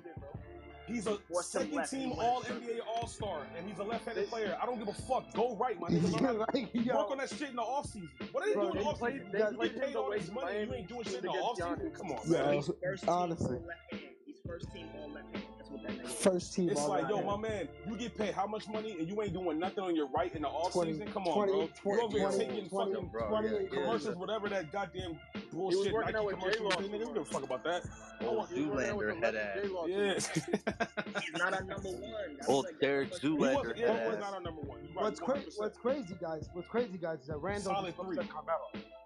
It's the same exact problem we had 4 years ago. That's what I've been saying on Twitter. Wait, say that again. Me? Yeah, say that again. Randall's basically Carmelo. No, he's not. Stop that. No, he's Stop not. that. No, he's not. Because even though... Wait, let him explain. Let him explain what he mean. Let him explain what he mean. What do you mean? Hold on. Let him explain what he mean. Melo never averaged more than 3 assists a season Oh, you talking with about us. that? Okay. And he stood on the elbow, jab stepped, and took mid-rangers for Randall's a way better 7 passer years. than Melo, though. Barely. Yo, who just put that shit in the chat? The fucking three in the word. It's the same problem, though. We're going nowhere. We're gonna get first round. Wait. Who put that? Who put? Me, the one with the tiger. Hey, that's a terrible look for Westbrook, bro. You look crazy. crazy in that picture, Hey, man. look, that's Listen, how I you just- get views up. That's why Oh, 100%. To me, it's the same problem we have. We're the same. We're all screaming at Melo to pass the ball. Okay, I get that part. I get that Which part. which Melo started doing it around 2015. He waited to 2015 to start doing I'm that. like, mentality-wise, Melo would talk shit. Russell Westbrook looks like Bowser. No, I don't. Westbrook's the worst point guard in the league. Those dudes look like Bowser, my guy. Crazy. Melo was also a much better leader. But no, if you guys can't admit that like Julius Randle's the same problem as Carmelo, you're not watching. No. So From the perspective that you just said, yeah, I get that. But I'm talking from a mental perspective. I'm like, when we were booing Melo from holding the ball for fucking 20 seconds before the shot clock went out, I'm like, yo, shoot the rock. Yeah. he would either shoot it, miss it, or make it. But he had the same mentality though. Like his thing was like, yo, fuck y'all boo me, fuck y'all, I'm gonna hit the shot, whatever. I'm cool with that. I wasn't mad about the thumbs down thing for Randall. I'm like, yeah, talk your shit. But if you actually put in the work, my nigga, then you can talk all the shit you want to talk. But you over here playing like ass. Listen, Melo was dropping 20, but Melo bothers me because he had the same amount of talent we think Randall has, Carmelo had, and LeBron made him look like a Melo, yo, straight up, don't read I hate that we're doing this Melo Randall shit. That's not happening. It's the same goddamn mid-range player. They're both Melo's a fucking 6'9". Bro, not the same. Bro, what do you mean, dog? You must be drinking right now, right? I'm smoking a lot of weed, but I'm not. You missed the light in the dark. Listen, You on that OG? You on that sour? Dog, I don't get it. You on that sour? Or you on that K2? Listen, I love Melo. Top 10 all-time scorer is great. Bro, when Melo was at number one and we had a healthy team, I'm talking Shumpert, I'm talking Amari. Went to the 2013, second round. 2013. Went to the second round. 154 No. The East was just too strong then. And we had no chance against the Heat. If Melo didn't have a fucked up shoulder, and if that bum ass nigga didn't block Melo's shot, we would have won that series. Roy in Game 6 free throw discrepancy was Roy ridiculous. Hibbert literally changed our entire franchise around with that one fucking block, bro. Doof. I hate that nigga. He's a doof. Everything. I don't know. You guys think we had any shot against that Heat team? I thought we were Yes, I honestly think we did. Yeah, I did. No. Prime LeBron. Nah, LeBron was in his prime. I would say no. Yeah, that was Melo's score. That was Melo's scoring season and shit. Yeah, Melo's scored at 62 in the Gardens, and yeah. That was the next year. No, that was the next year. That was the next year. You're right, 14. You're right, January 14. Tyler on our team. That nigga went to my high school, so I was like, yeah. I was like, I just nigga in the garden playing, nigga. Fuck out of here, nigga ain't great. But no, like, my thing with Melo is, I understand the whole Melo situation. I just don't like comparing him to Randall. Randall's on no level even close to what Melo ever was when he's with the Knicks. But I think as a New York Knicks number one option, it's the same situation. We have a guy with. I see what you're saying. It's about the team. I see what you're saying from that perspective. It's about the team you have around you too. Melo was a scorer, so we had We players. also did Melo very foul with our front office. Our front office did that man very, very foul. No, he did himself very foul by keep taking the money. He kept taking the fucking money. I never understood that. That's true. No, that's true. I'm like, nigga, you love your fucking money, man. That's the reason we don't have any room to get other players. You force us to make a trade for you, and then you re-up for more money instead of taking a cut. Never given up Gallinari. Gutted the entire team. Yeah. If you go back to the beginning of when we first traded for Melo, if Melo would have just waited to come in the offseason, we would have had a nasty fucking squad. Melo wanted his money. He wanted a sign-in trade. If Cedric the Entertainer was right, you're allowed to Cedric the Entertainer was our point guard. Raymond Felton was a guy, Raymond Felton dropped 27 on the Heat in 2013 without Melo. I'll never forget that. Now, my son was a dog, bro. If you're gonna build our franchise, and he was cooking Mario Chalmers. hey, LeBron was on him a couple times too. I ain't gonna hold you. I got the highlights. Yeah, bro. I feel you, bro. Yeah, you remember that shit? We were happy with that. I'll never forget that shit. I cannot smoke enough weed to watch Raymond Felton highlights. I'm not gonna hold you. Yo, listen, I was high as fuck. You right. But listen, that was a cold game, dog. Yo, Raymond Felton was nice. Why we shit on Raymond Felton? He was fat and nice. I thought he was cool, man. I thought he was cool. I liked him because he was just he was a hustler. He actually put in effort. that was that squad that got into the fight with Melo, with Nate Robinson. Yo, yeah. Nate Robinson was ready to put hands on J.R. Smith. Yo, that shit was funny. If they squared up for real, I think J.R. would have got packed out. Nate was crazy, facts. Yeah, that was packed that nigga out. No, I don't know. After that Jake Paul shit, I don't know, cuz. Yo, apparently that fight was over Isaiah Thomas. Yo, apparently that fight was over Isaiah Thomas, man. Yeah, well, yeah, because he told him to do the foul. Yeah. Yeah, you're right. Who was it? Marty Collins? I don't remember. Marty Collins, and then Melo came with the with the ooh-wop the band from the back. The big slap. Yeah, it was kind of funny. That was whack because you hit the nigga, then you ran back, and then Nate Robinson little ass was coming up on Melo too. Like, Yo, Jared Melo out too. Jared Jeffries running down the fucking court. I would have packed some niggas out back in 05, man. Yo, I worked out with Jared Jeffries. You swear this dude was nice. Wait, oh my god. Wait, what the fuck? Wait, hold on. Let me. Y'all niggas posted everything. I love it. Well, what are we looking at? Oh, the plus. Oh, that's beautiful. Yo, where's Randall? Shit. How the fuck y'all posting on this shit? Randall get a plus 16. Yeah, that's what I said. He didn't shoot. Of course you in the plus. The fuck you mean? My son had. Yo, this shit is He have 11 rebounds. Oh my god, bro. I shoot twice and make one. I'm in the plus. What you mean?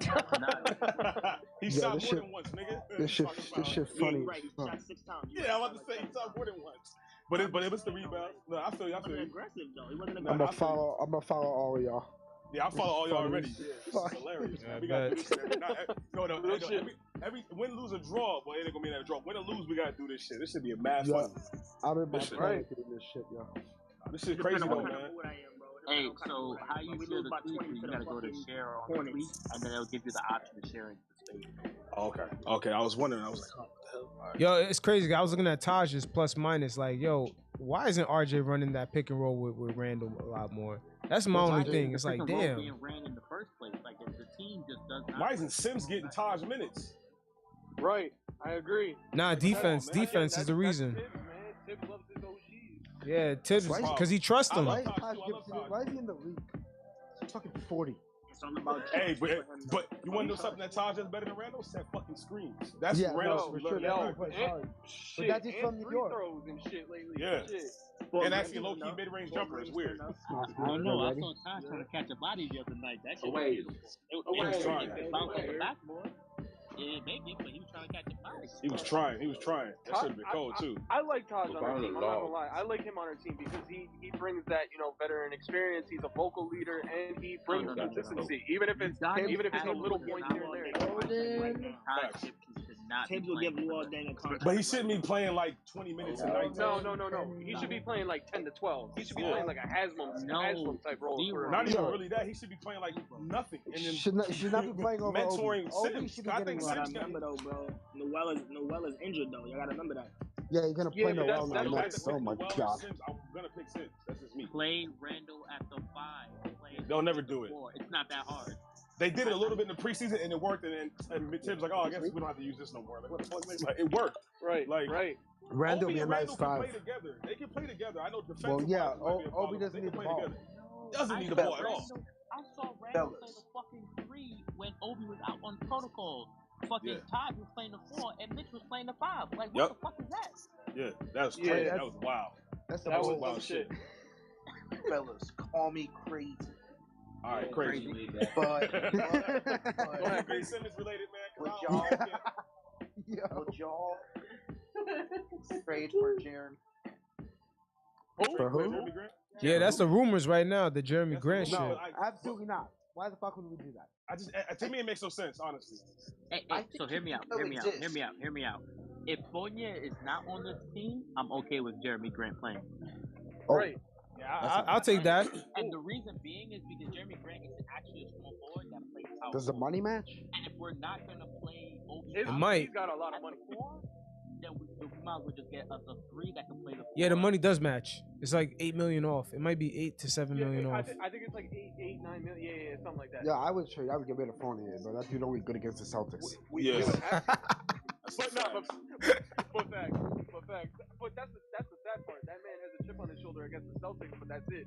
That's 4 games a year. He got beef with the we play leprechaun, 82. man. When he sees the leprechaun, he goes berserk, dog. Like he got. He goes Kyrie on them, man. That's because they got rid of him. No, he was a free agent. Re-signed him. He was a free agent. No, I'm saying, but that's because they didn't.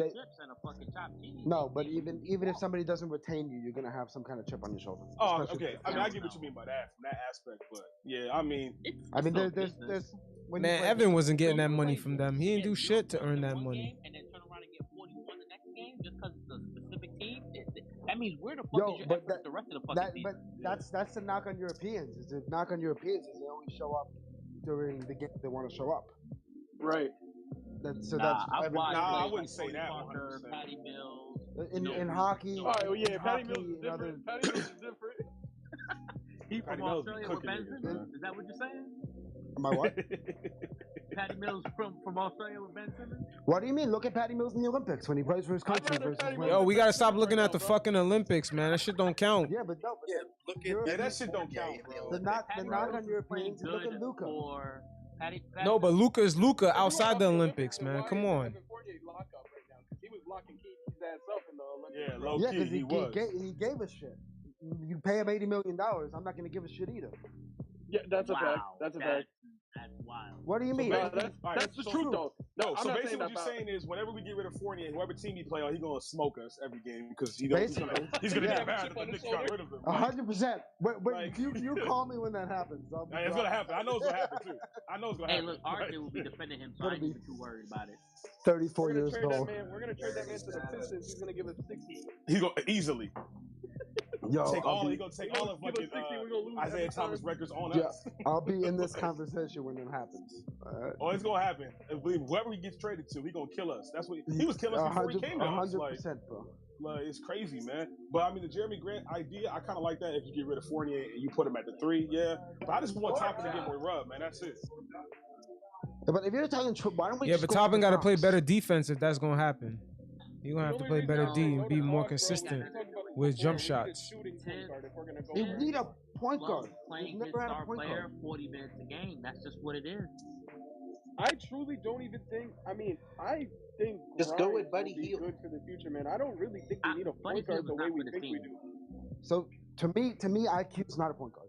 To me, he's a shooting guard. He's nice. No, Grimes. But no, I know. I don't think Grimes is a point guard either, really. Grimes is a shooting guard also. They're all wings. Yeah. We don't have somebody that knows how to bring the ball down the court and set an offense up. No. We don't know who can't bring the ball up the court because fucking Randall brings the ball up the court. That's what I'm saying. RJ, IQ. I know. We don't have a guy. We've never had a guy. We don't have a primary ball handler. I need someone to tell Randall. We definitely had a guy before. Now look at it. If you look at every championship level team in the last few years, they had a floor general, at least in the finals. Yeah, of course. But we don't have that. Bad, though. What's up? Yeah, so the whole floor general thing is a little off-putting because you got to think about it. All the teams that LeBron has played on, they've had subpar point guards. Yeah, but LeBron's a point guard. Yeah, I know, but this is what I'm getting at. Then you have Steph Curry. Steph Curry isn't really a point guard. He just draws that much fucking gravity that he just passes to whoever's open. Yeah, same with Kyrie. Kyrie, bro. We don't have either of those. I think a point guard gives us somewhere in the middle of that. Yeah. Where there's some attention off the. There is a place like that. To me, Randall thrives when he gets the ball off of an action. He doesn't thrive to me when he's bringing the ball up and shooting some fucking step back 22-footer. Yeah, or like when there's like 2,000 we don't people seem in to the know crowd. that right now. You know what I'm saying? And that's been the issue for years with Melo, with Randall. It's the same issue. We don't have a fucking point guard. It's that, or like when your contract years up, you only got 2,000 people in the crowd, and it's a pandemic. That's when Randall really turns up. Besides that, I mean, he's a regular nigga. Like he's just regular, like he's always. Yo, but you can't fake it. He performed well against really good teams last year. You can't fake that. Yeah, and then the playoffs came around, and he didn't show up at all. Yeah, but we was injured. We had no centers, yo. We had Taj Gibson starting. The Knicks got exposed because the lineup was limited, man. We could have won game 1. We should have won game 1 and 2. What are we talking about? Easily. Nah, but Tibbs put Frank in the game last second to guard Trae Young, whose legs was already hot. That didn't make any sense.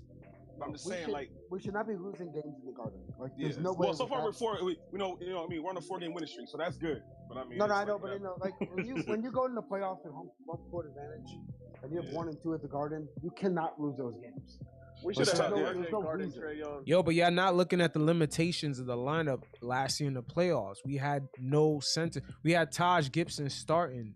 No, like that's crazy. I understand that. I also think that if Mitchell would have played, it would have been a little bit of difference. But also, Randall didn't show up, so that also adds to it. Just because if you have Mitchell Robinson, they're not going to double team. Because it was easy to lock him up, man. Yeah, when you have no other threat at the 5. Take away any of the basketball stuff. Like if you had the Garden as your home court, where like people give a shit, they watch the game, they're not on their phones. There's no reason you should be losing those games. I've been to arenas where like, yeah, you know what I mean. Trae Young did what he had to as far as like. Fuck that little nigga, but he did what he had to do. Fuck him for life. That little ugly motherfucker. Fuck him, but he did what he had to do. I hate Trae Young, bro. I hate him for life. Like that ass. Like that's Reggie Miller 2.0 right there. Yeah, 100%. And he ugly too. So yeah, fuck that nigga. Yeah, facts. And look, again, I agree. Who's gonna shave their head first, him or LeBron? Wait, hold on. Let him say what he gotta say. Wait, hold up. LeBron getting surgery on that bitch. He ain't never let that go. LeBron holding that shit for Hold up. Say what you gotta say about Trae, man. How he holding it? Bro, if he would have shaved his head, he'd have 7 rings. He'd stop worrying about his hair. He said he would have 7 rings if you shaved. Yo, you wild, man. You wild. Nah, listen. I like Randall, but I just feel like this is not the Randall that we saw last year. I feel like his confidence is shot. You know, he's not playing with the energy. I'm not gonna say he's jealous of what RJ's getting, but RJ getting chance in the Garden, bro. You jealous? Getting chance in the Garden, bro. RJ, they calling Obi's name to get Randall off. You saw when Randall left when Obi came back in, even though it was at the end of the game.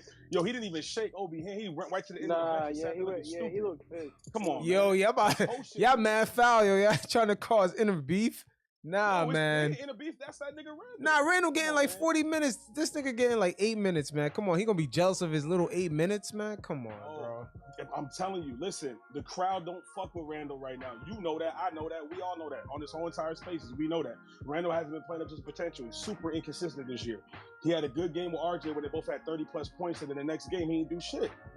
That's just what it's been with him. Yeah, but we can't add fuel to this fire. Be like, yo, let's fucking cheer for fucking this dude coming off the bench to replace Randall a lot harder. Like we can't add this inner turmoil. This shit is toxic, man. Whether you like it or not, that's what's gonna happen. You have to get rid of Fournier because RJ needs to be playing alongside a scoring point guard as the shooting guard and give us a defensive 3-and-D fucking wing, and we'll be fine. I agree with you. No, I agree with that. Fournier is literally picking up all the passes that fucking Randall likes to give out, and Fournier he can get his own shot, but he's terrible at passing. If you put those instances whenever you see Fournier going to the basket or passing out, what have you, and you put RJ in that spot, that would be so much better for this team. And then you think about RJ, the wild thing is, this game, how he had 31 fucking points, if that was James Harden playing instead of RJ Barrett, James Harden would have had 40 plus points. Why? Because he would have gone to the line more. You saw RJ going to the basket. RJ got to get shot, stabbed, and get hit by a car to get a fucking foul call. That's a fact. 9 times out of 10. Yeah. And then the wild thing is, the motherfucker is efficient when he's scoring over 30 fucking points.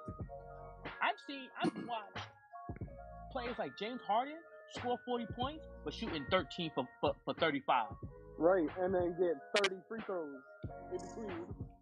Yeah, I mean, that's the issue with the refs. The refs don't really respect our franchise. Like, for some reason, no, not at all. It's just I don't know, man. Like, fuck, we get nothing. It happens a lot where there's clear calls and it's like, yo, yeah. how did we not get that shit? But then on the other end, they got that bullshit. Like, it happens a lot with New York, and I don't know what that is, but yeah, there's definitely a little bias. Yeah, but seriously though. Nah, you ain't lying though. That's a fact. No, but again, like I said, RJ Barrett, when he scores over 30, whenever he scores, period, it's always an efficient above 55%. Which is wild to me, because if you look at other superstars in the league, they will go for fucking 30, 40 points, but will shoot with like terrible efficiency. Yeah. Because they get to go to the line more often. Right. But again, you put RJ next to a scoring, passing point guard, the guy doesn't have to be a defensive player at all. He could be undersized. It does not matter. He tries. Get rid of Fournier. He's not like RJ's not like a lockup defender, but he knows how to play defense though. You know what I'm saying? Like I feel you. he gets after it, especially when he's scoring consistently, especially when he's touching the rock consistently. He's our most active player when he's touching the rock consistently. So, it's all about a confidence thing with a lot of these players, man. But when RJ's going, he's going on both ends, man. I've seen so much potential in him, like defensively, like this season, like he's shown spurts where it's like, oh shit, yeah, that was really good defense. Like, dude, I can only name one player that went berserk on RJ Barrett this season, and their names aren't that being fucking Jason Tatum. Like, it's not those type of players that you see him guarding every time. And then you watch games, RJ Barrett's always being guarded by the best perimeter defender on the other side. Yes, so sir. Like, how could he possibly be a bum? Right. They respect him enough for sure. Gordon Hayward was the only shooting guard that I've seen. The only one, yeah. This season. Yup, you're right. That's you're right it. about that. He cooked the shit out of RJ. But you can name a bunch of no-name motherfuckers in this league who bust fucking Fournier's ass and Randall's ass this season. Bro, Fournier got including Ricky Rubio. by that undrafted rookie on the Raptors last When week. does Ricky Rubio shoot? Yo, hey, that dude on the Pacers, fucking Wanda Sykes or something. Miles Turner? You gotta call Fournier and say, hey, my boy, I want to thank you for getting me this contract for the rest of the season, my boy, because let me tell you, if it wasn't for me busting those threes in your fucking face all game, I wouldn't have gotten it. Real shit. Wanda Sykes, you wow. That's crazy, yo. But these are the facts. This is what I'm saying, though. These are the facts. This is in my opinion. These are just from observation of the game and seeing what these people are doing, and the reason why I think RJ is absolutely untouchable in any type of trade. I would trade practically the entire team to get like better players, but at this time, But keep RJ out of it. Look, get. I'm with you. Fournier. Look, get rid of Fournier. That's all. I'm with you. Too much money. I'm with you when it comes to RJ, man. Like, I mean, I think if they give RJ the ball more like they did tonight, man, we got a star in the making, all-star in the making right there. They just got to give him the chances, man. They got to stop putting the ball in Randall hand thinking just because he was all NBA last year that he's all NBA this year. It's a whole new season. Thank God Zion sucks. The fucking Hornets Yeah. the Bucks again. Yeah, we kind of lucked out with that Zion situation. Yeah. Yeah. Because right now, no one touching John Morant. No, John Morant's so You're on a sick. whole nother level. Yo, imagine Zion in New York, man. Oh my God, this guy would have been like That block 370. last night was unnecessary. It was ridiculous. Yo, that was probably literally the nastiest block I've ever seen. It's like, one of them. From a point guard. Nice. From a point guard. Yeah. For a point guard, bro, I've never seen anything like that. I've seen Giannis, I've seen LeBron, I've seen Jordan. I've never seen nobody. I've seen No, Jay that was- Brown do that, but I mean, That's I like don't really Russell know. Westbrook athletic, isn't it? Nah, that was that Giannis block. Like the Yo, pass over. behind him and he turned around and catch it. That man, Yo. that man didn't block Hey, the ball, he caught the ball. Like, Yo, Facts. Giannis dunked over our player. It's not hey, Yeah, he jumped over. Yeah, PanKnick. it was against us. Tim Hardaway Jr.'s bum ass. Fuck. Yeah. yo, what up, Lee? Hey, PanKnick, man. Hey, look, I know everybody hopped to win tonight. I know everybody's excited and everything, man. Oh god. But I know. I don't want to be the one to come in and be a party pooper. You know what I mean? bearer Like of at bad the end of the day, a W is a W. Everybody. If you're in the NBA, you're in the NBA for a reason. But Facts. what I'm about to say might piss some people off. Some fuck shit. Let's hear it. Calm down. It's not about Ben Simmons, is it? No. It's about the Knicks. Or De'Aaron Fox. No. It's about the Knicks. Okay. We My suck. thing is, all right. Like I said, I feel like the Knicks once again are. RJ Barrett had a wonderful game. Don't get me wrong. And I feel like, what I mean, a W is a W. He can use this momentum to carry on to the next game, and you never know, he might catch his rhythm, and, or whatever. Cool. But I still feel like we're looking too deep into this game, considering that the Spurs were missing 9 players, and we basically were playing G League players. Like, I liked what I saw from Quickly, but once again, like, he was dissecting a G League offense. I mean, I did G League defense and not an NBA. You know what I mean? Like, I just feel like we're too happy in the moment. Like, you know what I mean? Like, we're prisoners of the moment. I'm just happy that we got the last 4 wins at home. That's what I'm most happy about right now. Yeah, I'm not really like overly excited. I'm just happy they actually just, you know, did what they had to do, what was expected. We're doing what we're supposed to do against teams that we're supposed to do it against, bro. You got to think of, bro, besides last year, obviously, but the last It's been too seasons, long since we've done that. We were losing to teams that we were supposed to beat, and then we would sneak in a win against a good ass team, and it didn't even matter at that point because it's like, what the fuck are we doing? We've dealt with too much inconsistency. So the fact that we're like, even last year, we were beating teams that we're supposed to beat. That's the most beautiful thing about this. It's like, it's baby steps, man. You know, we could get excited about shit like this because it's baby steps, bro. Like we might make the play in this year or whatever, you know what I'm saying? So it's like there's really nothing to get excited about. Team, so I'm happy about that. Right, yeah, right. But what I would, I've watched the Knicks lose to teams that my high school team could have beaten. You know what I'm saying? Like, and I get that. And I get that. You know what I mean? At the end of the day, a dub is a dub in this NBA. I get that. You know what I mean? I get that. All I'm saying is that we're going to be upset because I guarantee you we're probably going to lose next game. No. I see what you're saying. Like, who we playing next game? Dallas. Yeah, we play Dallas next game. But that's Luka playing? Yes, Luka will be playing. Yeah, he's back. I don't even know. I was just going to say, I know ain't a guarantee. No one wants to depend on this, but Luka's a little bit overweight. Until we get our glue guy back, it's like if we can stay afloat until our glue guy come back, then like I'll be a little bit more optimistic. But right now, we're not going to get consistency until our glue guy comes back. Like, and who's that? Our glue guy is D-Rose. Oh yeah, Rose. Okay. Yeah, I know what you're saying, bro. I thought you meant like when Randall comes back with some consistency. I feel like I'm so optimistic when he's in the game because I don't have a bad feeling, you know, when he has the ball in his hand versus Burks or, you know, all the other guys who are kind of doing things that aren't in their role. But you know, one thing I will say is that guy Quentin Grimes, bro, I don't know, like I'm the only one that sees it, but I feel like he could, like, I know you're supposed to stick to what you're good at, but the way he gave Mitchell Robinson that pass, it just let me know that maybe if this guy really develops, he could probably be a guard someday too, like a point guard. Yeah. No, like, it's scary. He can develop into it, yeah, for sure. Yeah, I think Quentin Grimes, he's got a very high ceiling right now. Don't box him in as no 2 guard. I mean, like, if he can be another Klay Thompson at best, cool. But I really would like to see him get a handle. I know he don't really do nothing fancy in the game or nothing like that. Mm-hmm. Yeah, he's not. Yeah, he's a very patient point guard though. That's what give me Allen Houston vibes, almost.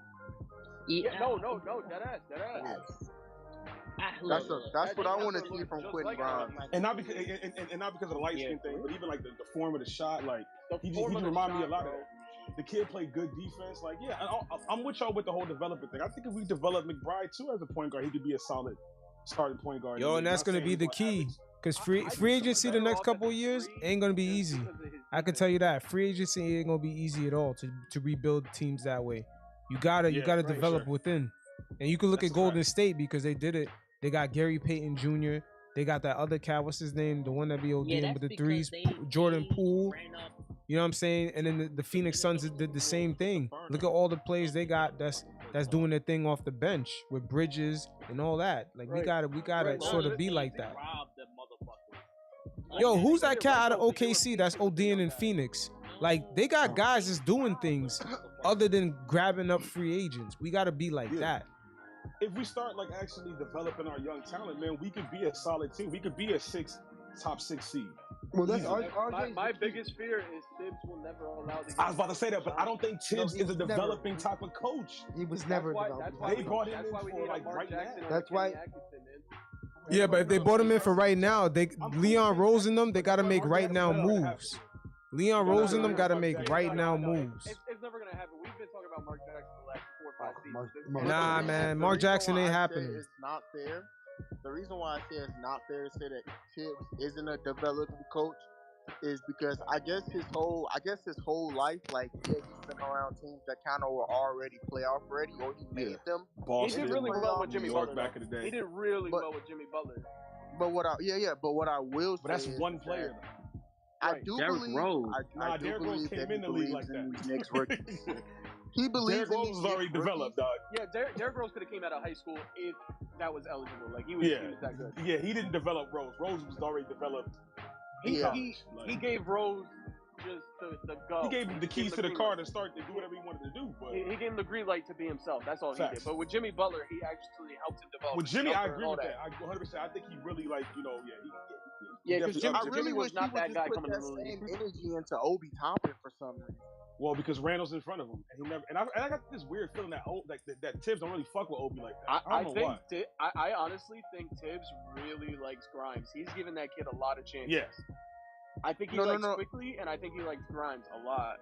I think that's the opposite. The thing is, I think Tibbs actually likes Obi, but the thing is at the end of the day, Tibbs has to play politically correct basketball. Like he also has to go with what the front office did. At the end of the day, we paid Randall the most money. So he has to satisfy the front office, which I'm sure Tibbs is probably pissed the fuck off at the way Randall's been playing, but he probably feels like he can't say too much because that's our max guy right now. Yeah, but letting Randall play 32 minutes as opposed to 40 minutes is grasping at straws there, right? Like if you use that logic, guess what? We're not saying bench fucking Randall. Stop. Of course not. Fucking 40 minutes. Shit, I'll bench Randall for Obi right now. I don't care. 15 minutes. No, I'm not gonna lie. That's to see Obi play 15 minutes a game at least. He deserves 20 a game if we're being real. Yeah. You know what? You know what I'm saying, bro? Like that game against the Raptors, right? We lost, and in the fourth quarter, Obi didn't do too hot, but he started off that game very well. He was doing a lot of good things that game, and even in the fourth when he wasn't hitting shots, he was still doing really well. Everything else. I feel like he deserves a lot more minutes, and I feel like, shit, it's never going to happen, and it's unrealistic to even talk about, but maybe Randall does need to be benched at one point to wake his ass up like we did with Kemba, because something ain't right with him, man. His mentality ain't right now. He's lazy as fuck. I fucking hate it. Like, I was on Twitter. And he's not lazy. He's tired. No, he's lazy too, bro. Nah, bro. He's lazy. He might be deaded. Hey, he might have a case. He might be deaded. Cause the way he look in them press conferences, I don't know what it is. he might be tired, yo. Listen, I'll be on Twitter. Everybody saying, "Yo, man, he just had a newborn." You gotta understand. Fuck all that, dog. You getting paid millions to play basketball. Right, like, come on. Right. That should be your number one focus. I don't want it. I hate, but it's like mad people on Twitter be trying to use cop outs for Randall. I'm not copping out for that guy. Like that guy put up all those numbers last year. He had an amazing season, and it's just the way he's been playing this year. It's like it's like he doesn't want to be a part of the team sometimes. And when and if he's not on fire, if he's not scoring 30 points, he don't give a shit what the rest of the team is doing. I agree with you. So check it out. I've been living in Japan for the past 4 years. I'm currently living in California. That's what's up, bro. I was watching Japan videos today. I was trying to go out there. That's dope. Yeah, my cousin went to Japan. But the reason why I say this is because I've been watching NBA League Pass for the better part of the last 6-7 years. And there's a feature now for all the games that are on nationally televised game on NBA League Pass, where they only show the camera on the star player of either team. So you can. I've watched Randall with no commentators. There's no commentators in the background. It's just you watching Randall. And that's gotta be infuriating. Yo. Hey, let me tell you, I'm watching his body language. I'm watching the way how he plays. The motherfucker is exhausted. Yo, as you said that, my boy put Randall on the block. He goes fucking bum. That's what he said. Nah, you can't put him on the block, man. It's a bad look, and that's another thing. Leon Rose and them, they can't be too reactive, man, because other free agents gonna be judging the way they treating Randall right now. Because remember that fallout with Melo wasn't too good, and it didn't fall out too well with other stars. Porzingis also. Oh yeah, KP. That's a good point. Yeah, KP so a bitch, we not in that exact position to be doing that. Yeah, that's soft, motherfucker. Fuck. I know, but he's still a star. That's why he got packed out in his own country. Yo, that's crazy. Pack dude out, dog. That's crazy. But please understand what I'm saying. It's the difference between Randall this year and last year. I've seen it. He's physically fucking exhausted. And that's the same. He's in the fucking NBA. Because he definitely looks exhausted in the playoffs. And Tibbs does that to a lot of players. I mean, it happened with Jakeem Noah. It happened with Rose. It happened with a lot of players. He overplays. Tibbs tore Rose's ACL. I mean, shit. Nah, man, we got to change that narrative, man. That shit was gonna happen regardless. The way Rose was playing. Well, yeah, with the way Derrick Rose used to land, that was gonna happen regardless because no one saw him the right way. Small children, he's It's the same thing. It's the same thing going on with Zion. The way Zion be landing this shit, eating that food in New Orleans. That motherfucker. Zion be scaring me, bro. Even watching him in Duke when he freaking shoe out. He was gonna. It was either bust or like superstar. I was following Zion in high school, like when he was like, bro, when he would dunk in the way he landed, I'm like, he lands kind of awkward. Yeah, bro, he landed very. And he runs like a penguin. His upper body is also way too big for his lower body. Pause. But No, let me ask you a question. I'll ask you guys a question. Do you think it's like a left-handed thing? Because even Randall lands kind of awkward sometimes when he dunks. Yeah, bro. Yeah, that's a shooting thing. Same thing with RJ too. Like they got this weird landing. I don't know what it is. Maybe it's a left-handed thing, but I don't know. Well, James Harden's fat. I'm not gonna lie. That's a fact. That's a fact. Facing the hoop. You're right. You're right about that. You're right about that. Yeah, it's interesting. Zion's problem is he needs to get the fuck out of New Orleans. Think about Chris Paul. That's that jambalaya, man. That jambalaya killing dude. You need. If he came to New York, man, he would have had a taste of that sazon, man. He would be like 300 pounds just off of that. Yo, when Charles Barkley said that him and Shaq, it looked like him and Shaq had a baby when they saw him. That was the funniest shit ever, bro. Because I was like, yo, it does look like a baby Shaq mixed with Charles Barkley. Dead ass. So looking back on it, thank God we got RJ. Yo, what if Zion's the first bust ever? Just because his weight. We can't be the first bust ever. No, the first bust ever where he had the talent, where he had the talent, and his weight got in the way. God, Anthony fucking Anthony Bennett's the. No, but Anthony Bennett, his talent never showed in the league like that. We seen Zion's potential. Nah, we never seen him do what Zion was doing. We never saw him do that. Oh, so you mean from that perspective, like, like a crazy high school talent, crazy college talent. Where you saw Zion could be what he could be, but the food got in the way, and he became a bust because of the food.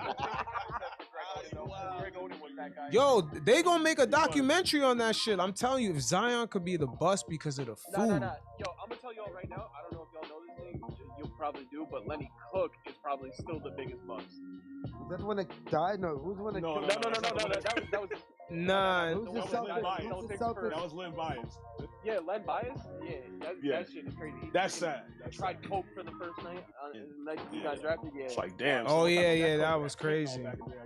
Yeah, wow. Had some shit. He was laced. Yeah, they said he was laced, but I don't know. No, but Lenny Cook, he was supposed to be better than LeBron coming out of high school. I remember that guy. He was with LeBron and Melo, and that man used to cook them, bro. Like, you can look it up, bro. That man was the only man that ever gave LeBron and Melo a problem in high school. And he was elite as fuck, and then he fucked up with the gambling and shit. Yo, elite, go ahead, bro. My bad. Nah, like, I mean, yo, that Lenny Cook situation, I think he just got caught up in, like, the glitz and glamour shit. Nah, we trying to be a speaker. Oh, what the hell? What happened? Nah, elite. I think he's waving to get unlocked. Oh, yeah, I see him now. I just added him back in. Yeah, where you go, bro? No, I was just gonna say, I think the problem with, like, the thing is, like, which it needs to be talked about, with these new athletes, even the old ones, like players like D Rose, John Morant, Zion, just all these explosive players in the league that were young. No one is on them about their diet, and that's the reason why many of their bodies tend to break down. Maybe Zion's doing exactly what Charles Barkley was trying to do. Trying to eat be the mound. No, he's trying to eat his way into a trade. Charles Barkley tried to do that shit. Oh, same as James Harden too. Charles Barkley literally ate so much food that he didn't get drafted by Philly, and they still drafted his ass. and then he dead ass put on like another 120 to try to get out of there. He hated Philly. I'm gonna have diabetes quick. I think the only guy that's been warned and educated is John Morant, because he gets so many D Rose comparisons. That's the only guy who's kind of probably really aware and taking care of his body like he's supposed to. I think John Morant's gonna have a higher ceiling than Rose did. I think I was gonna say that too. To that potential. I was gonna say that too. That boy is special. Like he's already a better shooter. Rose was very special, but his he's shot. a better shooter than Rose was in the beginning. Not now. Rose is a way better shooter break now. on that. No, I'm not talking about three. I'm talking about he has a better jump shot than Rose had. No. John Morant is one injury away because the thing about the whole he hurt the same thing, ankle twice. the whole Derrick Rose thing. After that first injury, he played extra careful and still got hurt again. You know what that does to your fucking brain? Fucks you up. See, the difference with Ja we and watched Rose. We watched Derrick Rose come to the Knicks the first time and straight up went MIA. He wanted to stop playing basketball. Well, he was on some other shit at that time, though. Rose tore his ACL and MCL at the same time, though. Ja only broke his ankle, so that's a little different. You know what I'm saying? He hasn't had that serious injury yet. And hopefully, like Rose. So we don't pray for that because I hope he stay healthy. Because he's fun to watch. He's fun to watch, man. I hate when players get injured in general, bro. Like even that Gordon Hayward shit, that was hard to watch, man. That was crazy. That always stuck in my head forever. Oh my god, bro! That was nasty. That shit with Paul George, y'all remember that shit? Oh yeah, I was watching it. I was watching it live. Bro, I was watching it live. I literally heard that shit snap like a pretzel, bro. That shit sounded disgusting. Oh wait, what was the dude in college that Kevin Ware? Remember that shit? Bro, that was the worst. I haven't seen in my life. And the thing that sucked about that Kevin Ware thing was that he was wearing D Roses at the time. Yeah, so he was. There was something in that technology in them shoes, bro. Because them shoes were not right, bro. I don't wear Adidas. No, but what I will say is I think it's like I know injuries come a part of the game, but the one thing that pisses me off about the D Rose injury, or just like injuries period, is that they be non-contact injuries. Those are worse. Yes. They be like, damn, like this was fate, man. Right, like, yeah, bro. That shoe do suck, bro. Really, just did a regular jump stop, and that was it. Yeah,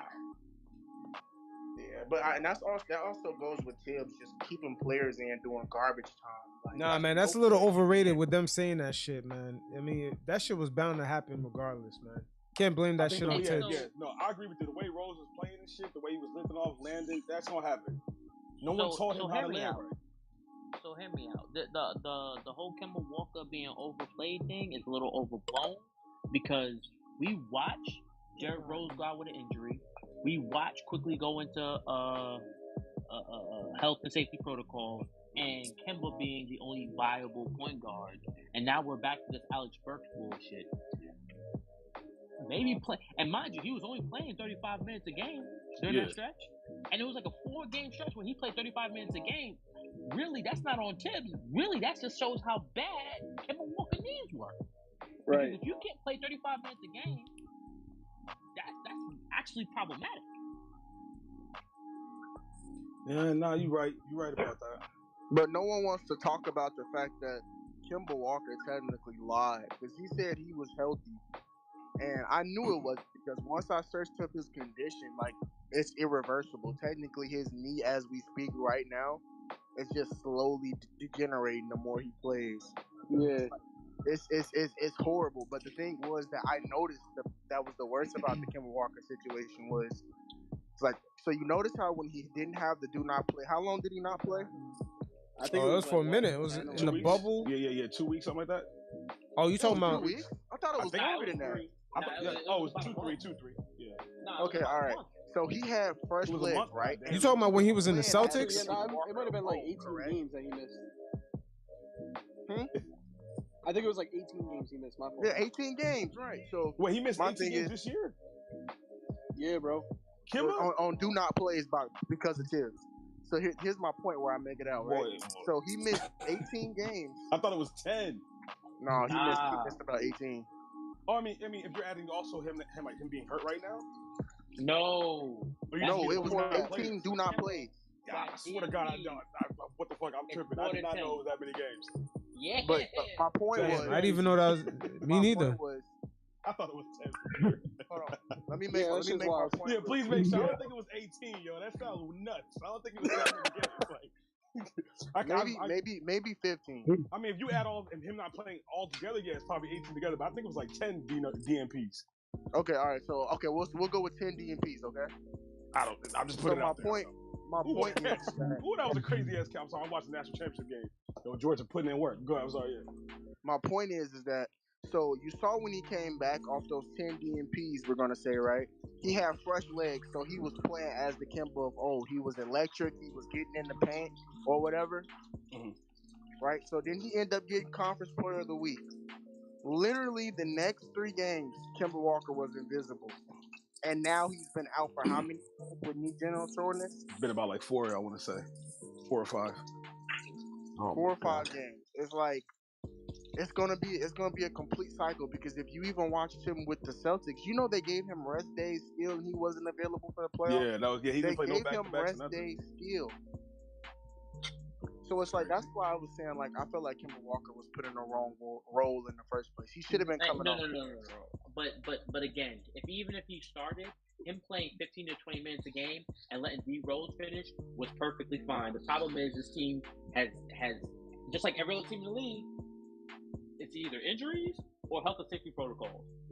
But I like that though. And Kemba Walker being the last point guard on the team, because even McBride was out. McBride quickly, all those guys was out, and Derrick Rose out with an injury.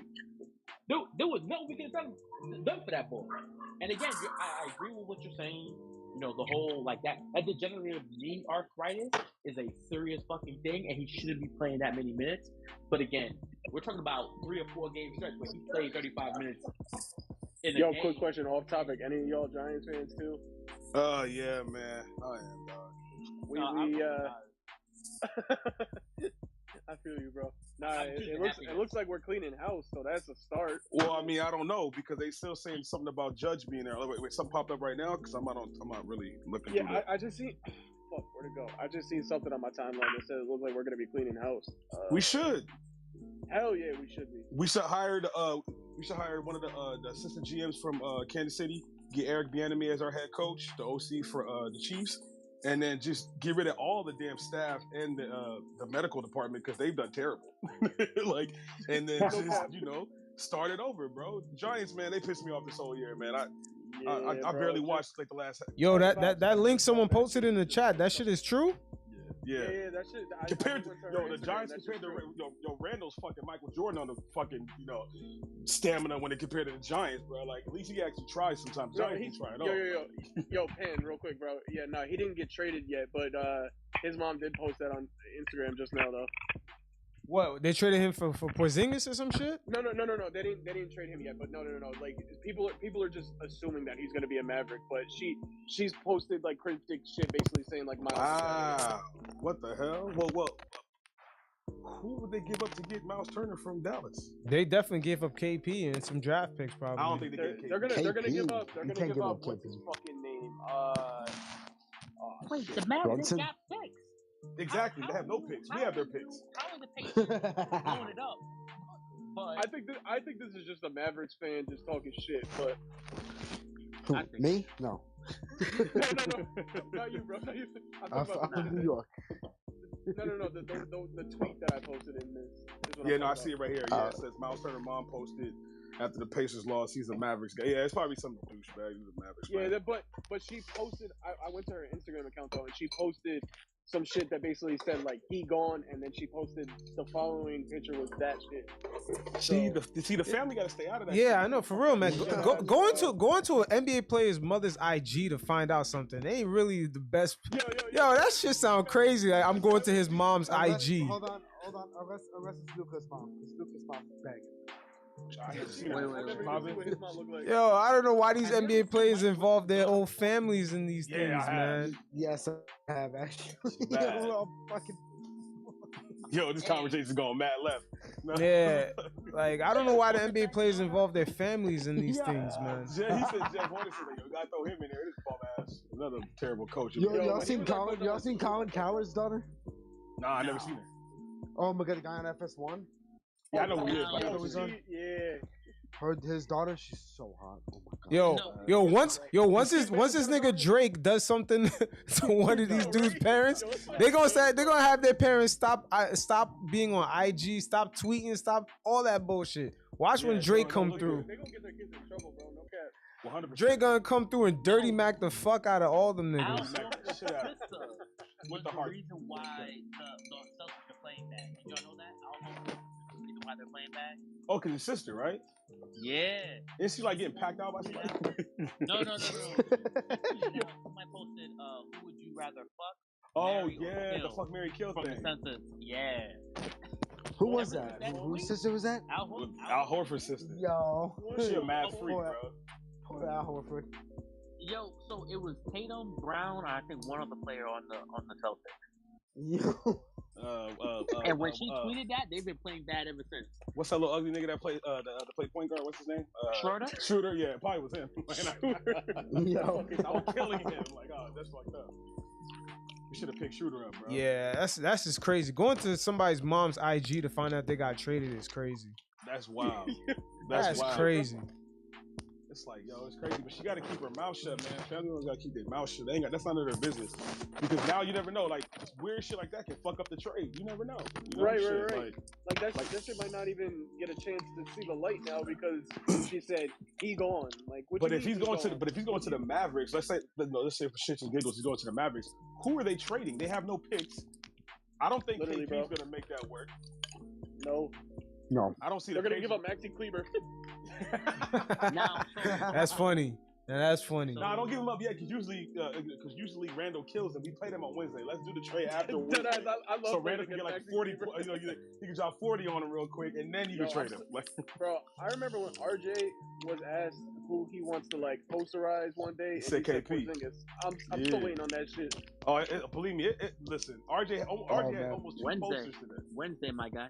That's coming. Oh my god. It's in the garden. He had a fucking windmill tonight. Oh, that windmill was that cold. shit was nasty. That windmill was cold. They will have to call the fucking foreman to come check the fucking pipes and the fucking steel beams at the garden if RJ dunks on. It's gonna be different too, man, because when we played them last year in the Garden, we had no fans. And then, of course, when KP came the year before that, we won. We beat them in the Garden. But fuck KP for life, man. Nigga, no love for me. Yo, KP fucking Tingus Pingus. That nigga's no love for me, man. Tingus Pingus. Nah, dude, look, you wanna know why I care about so much about Porzingis? It's because fucking once burned he his jersey. sends fucking Luka Doncic back our way because his ass is playing like such a fucking bum, I'll be happy, man. Yeah, I'll be happy with that too. Luka's not leaving the Mavericks. Not with Mark. Yo, if Luka ever came to the Knicks, bro, I think fucking hell froze over because that shit would never happen. That's a fact. Honestly, Damian Lillard could end up in New York. It's very possible. The way he's been playing lately too, he might. Damian Lillard's he's too loyal to a fault, man. He should have been. No, I know, but my sources, he might have to have. He might have to leave. Damn, eventually he's gonna have to leave. Yeah. Wait. Okay, I know about the leave part. What about the surgery? He might have it. For real? No, hold on. Let me go to my Twitters. That's gonna be wild if that really happens. What? Yeah, but yeah, he definitely just needs to get up out of there. Yeah, bro, that dude's been too loyal. Too loyal to a fault. Loyal to a fault. Loyal to a fault. If you're not. It's Portland. You're not winning. You're not gonna. You're not gonna. You know. You're not. Yeah. Nah, sometimes they'll play. Some players they just want to be the man. They just want their money. They want to be the man. Was resurrected into Brandon Roy, man. Look, that was another fucking talented Brandon Roy was one of my favorites, bro. Brandon Roy was so nice. Man.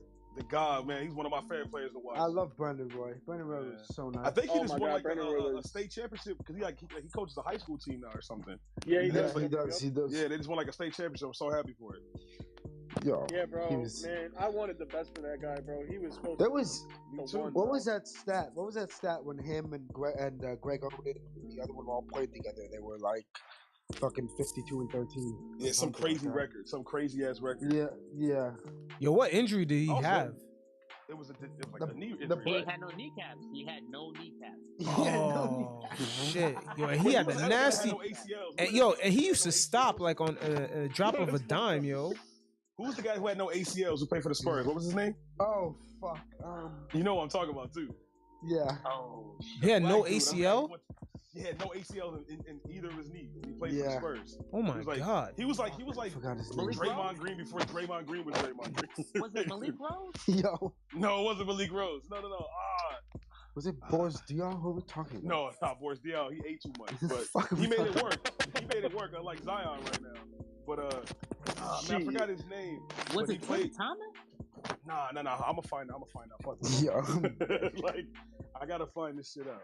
Yo, how you playing the NBA with no ACLs?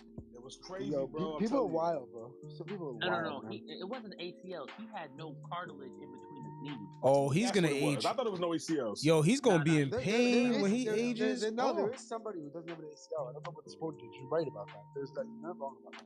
Yo, that guy's gonna be in Somebody pain doesn't when have he's in ACL. his 40s, yo. Hold on, I'm gonna Google this shit. No DeJuan cartilage. Blair. Yeah. Oh There shit, you go. that's right. Yeah, the story of San Yo, Antonio. what a throwback. Yo, I DeJuan forgot Blair, about that ACL, name, bro. either That's knee. crazy. Yeah, too undersized to play the center in the NBA. Yeah, that dude, DeJuan Blair, he was cold for a little bit. Wow. That's wild. That's a fucking reference. Nah, he should have retired earlier, man. Wow, he gonna be struggling in his 50s, in his 40s and 50s. You talking about DeJuan Blair? He been out. No, but I'm saying like as an he's aging person, he gonna be struggling with them 100%. knees. Yeah, 100%. He's sitting on a nice ass couch. Luxurious couch. He What's lucky his that career the earnings? NBA got that hell of Let me look insurance that up. plan. Let me see. That's word to Sebastian Blair. Telfair. Career earnings. Yo, y'all heard about the NBA players doing that fraud with the insurance shit? Yeah, that was Yeah. crazy. Shit was Dumbasses. Yo, the Oh, boy. NBA had the feds. The Yeah, he NBA only- cooperated he with the only- feds ASAP. He only made $8 million for his career earnings. $8 million, bro. You should have some money left. Yeah, but $8 million, damn, that's crazy. Nah, but the Yeah, NBA has him covered for the rest of his life though with insurance. Yeah, facts. Yeah, how they just got that, by the way. That was recent. Yeah, as long as he don't do the fraud scam. Yeah, that was wild, Yeah, bro. And- that was and, wild. You got Darius fucking Miles former was in that NBA shit players too. doing PPP loans, bro. Yeah. Darius Yo. Miles was in that shit. I'm like, dude, you got a cool ass podcast. You gonna Bro, do that wasn't shit? Tony Yo, Allen and isn't- shit? Oh, Yeah, no Big way. Baby Davis Isn't was in it Clinton too. Portis going to prison? Big Baby Davis makes mad sense though. Like Yeah, I can see I him like understand Big feeling Baby like- Davis. I'm not gonna lie. My man was Yo, crying on the sideline. But yeah. Clinton Portis going to prison for that shit, bro. I'm pretty sure he is, right? Or he already Yeah, is. he is. 6 months. Oh, damn, man, they crazy. That's bro, wilding out. in the fucking slammer for like 600,000. Yo, I remember that dude. He used to be balling out. This dude Yo, had Clinton mad. Portis He was is on so MTV Cribs mad times. Yo, Yeah, that was wild. He was. It was all him finessing. shouldn't have been on Cribs, bro. Yo, fucking At all, you football should've been players love the fucking fur coats. I don't know what is up with them in them shits, man. Yo, I used to love for Coach Steve, bro. Nah, man. Just the NFL players, they have an extra obsession with that shit. It's the style, bro. Yeah, this dude Clinton Portis had mad at them shits. Remember that time I told you I worked out with Jeffries? That dude had diamonds in his shoes for no reason. Yo, you stupid. Jared Jeffries? Come on, Yeah. Jared Jeffries, man. Oh my god. You shouldn't be the dude with diamond in your shoes. He was not that Wait, you talented, said my you brother. worked out with him, bro? Yeah. He That's was crazy. so nice, bro. It's scary how good he was. Like it's. Well, Scary. that's how. Well, look at Brian Scalabrine's cold as shit on a pickup Well, court. yeah, well, that's the Smoke thing. all of You seen that shit? He was They- cooking in high school. Cooking So that you know, dude, bro. you know how we talk shit and like it's funny and all that. Like we couldn't even hold a Bro, candle to like. Not even a little bit, bro. Not even, I get bro. smoked. There's a difference, bro. There's a major difference between Yes. like the top 400 in the world and the top like 2,000 college kids. Yeah. Bro, You know what I dude, mean? like- Yo, There's a yeah, huge nah, difference. Like, Yeah, there's a I huge was difference in the gym- between the fucking I G was League in and the gym- NBA. Bro, I was in a gym with bums, what we would call bums, and they were so good. You can't even imagine like what it's like to watch somebody of a Hall of Fame caliber work out. Bro, You know what I played. mean? I played against Obi Toppin the year before he went to college, and that man ran everyone out the fucking gym.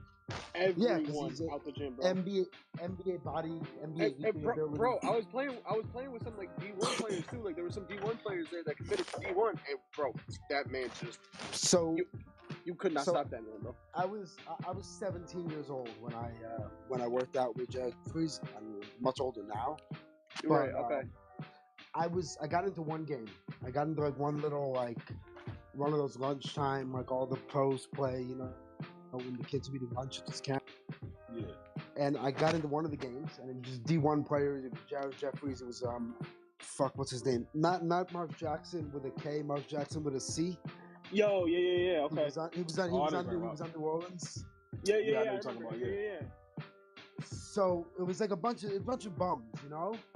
and I'm looking at the rim waiting for a rebound, and some 6'1" college kid puts his balls in my face, like dunks on my head. And, you know, and like, so you can't even, you know what I mean? I'm decent. I'm not even that good, you know. But like, there's a difference, bro. There's just a difference. There's certain moments that humble the shit out of you. You're just like I could never. No, you're right. Remember earlier when we were talking about the Knicks when Melo dropped 62, and I was like, yo, that guy Jeremy Tyler played for us at that time in the Knicks. Yeah. Well, I live in San Diego. He went to San Diego High. I went to Uri, so I got to play with him like for 1 year. Oh, man, it's a different world. Yeah, it's like, okay. Yeah. Bro, I get it. Kyle O'Quinn bought a house 2 years ago in my city. Like, I live in this area called Beacon, New York, and he lives over here now. He has a home, like, literally, like, right down the road from me. I have a picture, too, on my Twitter, but this dude, bro, so I seen him at the basketball court near my crib, and he was, like, doing a photo shoot and shit. And me and my brother and some of my boys got to shoot hoops with him. This man killed us in horse, 3-point contests, all that shit. This man was splashing every shot he took. I'm like, yo, where the fuck was this on the Knicks, bro? Bro, because it's crazy. It's crazy. They can all do it, and that's they all can do it. Yep. Yes, bro. That's the thing, bro. Like he's out here splashing threes like he's a sharpshooter. Ben Simmons will have threes in the offseason. So it's when there's 20,000 people watching you, and everyone's looking at your every move, and someone's playing game defense for a contract to put some food on the table. Like, it's not the same. You know what I mean? Some guys thrive like Kobe Bryant, and some guys are fucking Jared Jeffers. And that man is 7'1" too, and that shit was, bro. I'm only 5'8", so that motherfucker towers over. Bro, I shot with Brooke Lopez. That's fire. It's at the NBA draft. It was he was getting drafted, and there was like this stupid little like event, and they called me up to shoot with him, and it was like, hey, like let's put them 1-on-1. So I'm like 5'8", 5'7". This dude's like 7 feet. You know what I mean? Yeah. Right. He didn't move. He didn't move a muscle. He didn't move a muscle. He stood at the top of the key at the 3-point line, and he drained 5 threes in a row. Like nothing. And I'm like didn't move, didn't sweat, didn't jump. You know what I mean? And crazy, it sounds this sounds like the Ben Simmons jump shot got better mixtapes that we keep seeing drop every summer. Ben Simmons, listen, I was gonna go. Yo, we see Ben Simmons play in a gym against a bunch of people we never seen before, and he's making all these jump shots. This sounds just like that. Yeah, it is like that, man. So I'm like, how the hell do we get that Ben Simmons jump shot has improved off of that? When he's playing just against a bunch of Joes. Listen, I'll tell you something, bro. He could probably hit 10, 20 threes in a row. Like, not even trying. The problem is that, like, you can't do it when the lights are on. If he's in a closed well, that's what we paying him for. Well, any situation, I guess. It's not I am an scared NBA of court. Trae Young's headline. So that scared me. But did you that see? Boy ain't got no hairline. What was it? Trae Young jumped in like one of those summer league games and he dropped like 68 points or something. Yeah, it was a Drew League. You know what I'm saying? Like, and that's another thing that's funny too. If you watch any of those Drew League videos, bro, it's like they have like, you know, the street ballers who are really cold, and the NBA players come in and you see like James Harden drop like 60 like it's nothing. Yeah, you know what I mean? Like not even trying either. Like and just leaving King of Diamonds. Like, yeah, exactly, 100%. Yeah, I've been the King of Diamonds, but that place my is God, fucking fun. That's fire. That's fire, bro. I used to live in Miami, bro. That shit was wild. It's one of those things, man. I lost $500 in like 12 minutes. I'm surprised it wasn't faster. Bro, I already know what's gonna happen with me, so fuck Yo, that. you gonna die too. Shit, exactly. With me, bro. Yo, keep this dude called the picture I shared, bro. This man literally, like, my brother's 6'3". This man literally towered over us, bro. Yeah, Kyle Quinn's a cool. He's like a cool. I got bro, he was cool as fuck, bro. Seen him 2 different times that night. I wish he would have came back to the Knicks, man. That would have been cool to have him back in the guard, bro. He's overseas right now. How do I put a picture? How do I put a picture in this shit? Just go to share and it'll give you an option. Yeah. Yeah, like whatever you want to click on, just click the share button. Yeah, but it has to be a the tweet. first. Like if it's a picture from your camera roll, it's not gonna work. You gotta tweet it first. Fuck, I gotta tweet that shit. I'm too high for that. You speaking facts. Yo, I didn't even peep in the picture that I posted. His man is in the background taking a picture of what the fuck. Bro, they just legalized 10 days ago. They just legalized 10 days ago. Where you live at? Alabama? Where you at again? Montana. Oh, Montana. Montana. Damn, I didn't even know. Wow, There's Montana. no black people anywhere. I wouldn't be surprised. Montana. Hey, so funny thing is, wife and I are gonna go to Montana because we did what was called the double proximity marriage, like a co-op wedding. So she was in Korea and I was in San Diego, and our marriage license certificate is Flathead, Montana. So we plan on visiting there. Is it Montana? In a couple of years. Yeah, Oh, that's pretty crazy. Flathead, Montana. Yo, why the hell they? Yo, ain't nobody catching you with that weed out there in Montana. I got fire weed. I got the fire pack. Shit nice out here, bro. Yo, them legalizing it ain't make no difference for you, man. There ain't nobody trying to catch you with no weed in Montana. Yo. Montana, man.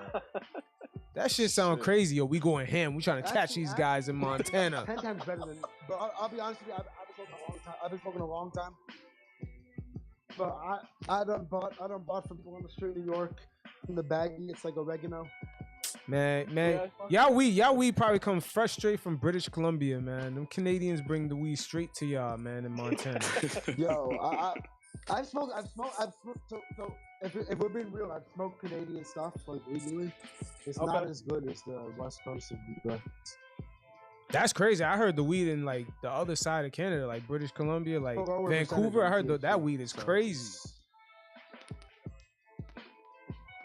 Yeah, no, that's West Coast shit is crazy. Well, yeah, BC is good, California is good. I'm right there. I'm like one state. Yeah, I'm like one state over, so they're figuring it out. Like they're not. They must have gave you the scallywag weed from Detroit, man. They might have tricked you, man, because the weed over there around the Vancouver area is supposed to be fucking crazy. They didn't give you the Zaza, they give you the mid. What is that? Goddamn. Nah, but fuck, I'm trying to think. I was gonna say something about the Knicks, but I forgot now. I'm too busy thinking about y'all talking about Montana weed. Yo, but let me ask y'all a question. Did Julius really tell the Knicks fans shut the fuck up? I'm still trying to find that shit. Oh no, he did. Yeah, he did. I wasn't even mad about that. Where was this? Where was this at? It was a separate incident after the thumbs down, or was it before? No, he said it during the game too. It was right after the game. Yeah. Well, he did, but it was right after the game. He sat down, and they in the interview. They asked him, they were like, "What was that about?" Yeah, I swear to God, bro. Yeah, the first they literally asked him, they were like, "What was that about?" And the first thing he said was, "Shut the fuck up," like just like that, bro. Wait, with MSG? That was an interview with MSG? Nah, Bondi asked him that shit. Fuck, yo, I've been trying to find that shit. I'm like, yo, when did he say shut the fuck up? No, you want to know why? Because the Knicks fucking YouTube page didn't post up his interview. They only posted up RJ, Fournier, and Tom Thibodeau. Usually they post up everybody who had a good game, and Randall had an actual pretty good game towards the end of that. But he said that shit, so they didn't post it. They did the same thing with Kimba too. When Kimba said that shit about like how he felt disrespected by not starting or whatever, they took that shit down quick. They're like, nah. Yeah, nah, that shit's not even on. You can't even find that. You can't even find that shit on YouTube. Yeah, but you can read it. But but Bondi's the one that asked him the question. And Bondi's an asshole, so he's like Mark Berman. They're like two assholes. They're gonna ask you stupid questions. Hell but yeah. like, but my thing was, I wasn't even mad that Randall was doing that shit. To me, it was like, bro, you could do that, but at least score. Like, put the work in. We're gonna cheer for you when you're good. We're gonna boo you when you suck. It's that simple. It don't matter. You could be you. It could be RJ. It could be anybody. That's what it is. Like, you know, and if you can't handle that, then you in the wrong city. That's just what it is, man. You better go play in Oklahoma City or someplace where they cheer you if you fucking score 1 I'll send point. him over there for 5 first-round picks. I'll send him 1,000%. I would too, man. Oh, Heartbeat. bro, of course. Dog, OKC ain't giving that up. I would trade him for Shy and 3 picks. Shit. I would love Shy. Yeah, I would That's take one guy we that. didn't talk about earlier. Yo, I would love to get Shy, man. And that's one guy I saw his name like mentioned in trade rumors this year. Oh yeah, they're gonna want to give him up. They can't afford to pay all them draft picks that they're gonna get. Yeah, right. It's impossible. No, of course. They're gonna be looking to move him. Bro, New York better be the first fucking team to make that call, bro. And figure it out. Shy's a monster. Yeah, but is Shy a point guard? Is he a point guard? Yeah, he plays the point right now for them. So you think he could play with RJ at the 2? I think so, because he I don't know, man. I feel like wait, who we talking about? Yo, who we talking about? Shy. SGA. SGA. I can't say it's on there. Are you crazy? Dude, I would sacrifice a third of the world's population to get Shy against that boy cold, man. SGA that boy cold. To play if we can one, somehow keep him and RJ together, they two Canadians, come on, man. They cold too for Team Canada. Come on, man. They used to play against each. Well, they played with each other at one point in Canada, but they played against each other in Canada too. Exactly. Yeah. I would love them two together, man. Yeah, bro. They're dogs, man. Yo, I don't know, man. I want Cam Reddish, bro. A lot of people are saying, nah, I want Cam Reddish if we can get him for the. Nah, to me, he's not proven. I can't fuck with Cam Reddish. Too much money. He's gonna cost a lot of money, and just it's all based off of potential. There's nothing like proven. No, nigga, we ain't developing our own fucking. And yeah. That's a good point. Like I'm not even. Yeah. I'm with you on that. I'm cool with Cam Reddish, but we ain't even playing our 3-and-D fucking wings. Right. Like 100%. I agree with you. Right. Yeah. Nah, that's Let's develop them, dude. But when it comes to Shaw, though, but let's bench the French. Get fucking Evan Fournier on the first fucking cheese boat off of this. Thank God, bro. Alabama lost. Bench the French. Alabama lost. Yo. I fucking hate Alabama, but no, like no. no. Not gonna lie, bro. Me too. My man just threw a pick six. He threw a pick six to lose the game, dog. Like, Yo, I can't believe it. Charles Barkley got it right for once. He got it wrong, guarantee. Yeah, he's gonna be going crazy tomorrow, man. Nah, listen, bro. I told you, motherfucker. He's exactly what I was saying. The next 5 wrong. Exactly. And he was kind of cold with his picks last year, though. He was right for some shit. Like, he was, but like this year, it's Charles Barkley. Way off. It's Charles Barkley. Exactly. He be off all the time, but that's my guy. Even though he's weird, but but the Shy shit, yeah, I would trade if we can get Shy and somehow keep RJ. Yeah, I'm with that. I'm just wondering how that's gonna work. I feel like they both kind of do the same thing. What are you talking about? Like SGA is really a number. He's really a number 2. He plays like a number 2, but sometimes he could play the point. But him with RJ, I don't know. Together, there's no pure point guards in the NBA no more. I don't know if you know that. Except for Chris Paul. Chris Paul's the only one left. That's it. And it sucks. He's not getting no. Yeah, but is SGA even passing the ball like that to even play the combo? So but look I feel like he get like 4 assists a game.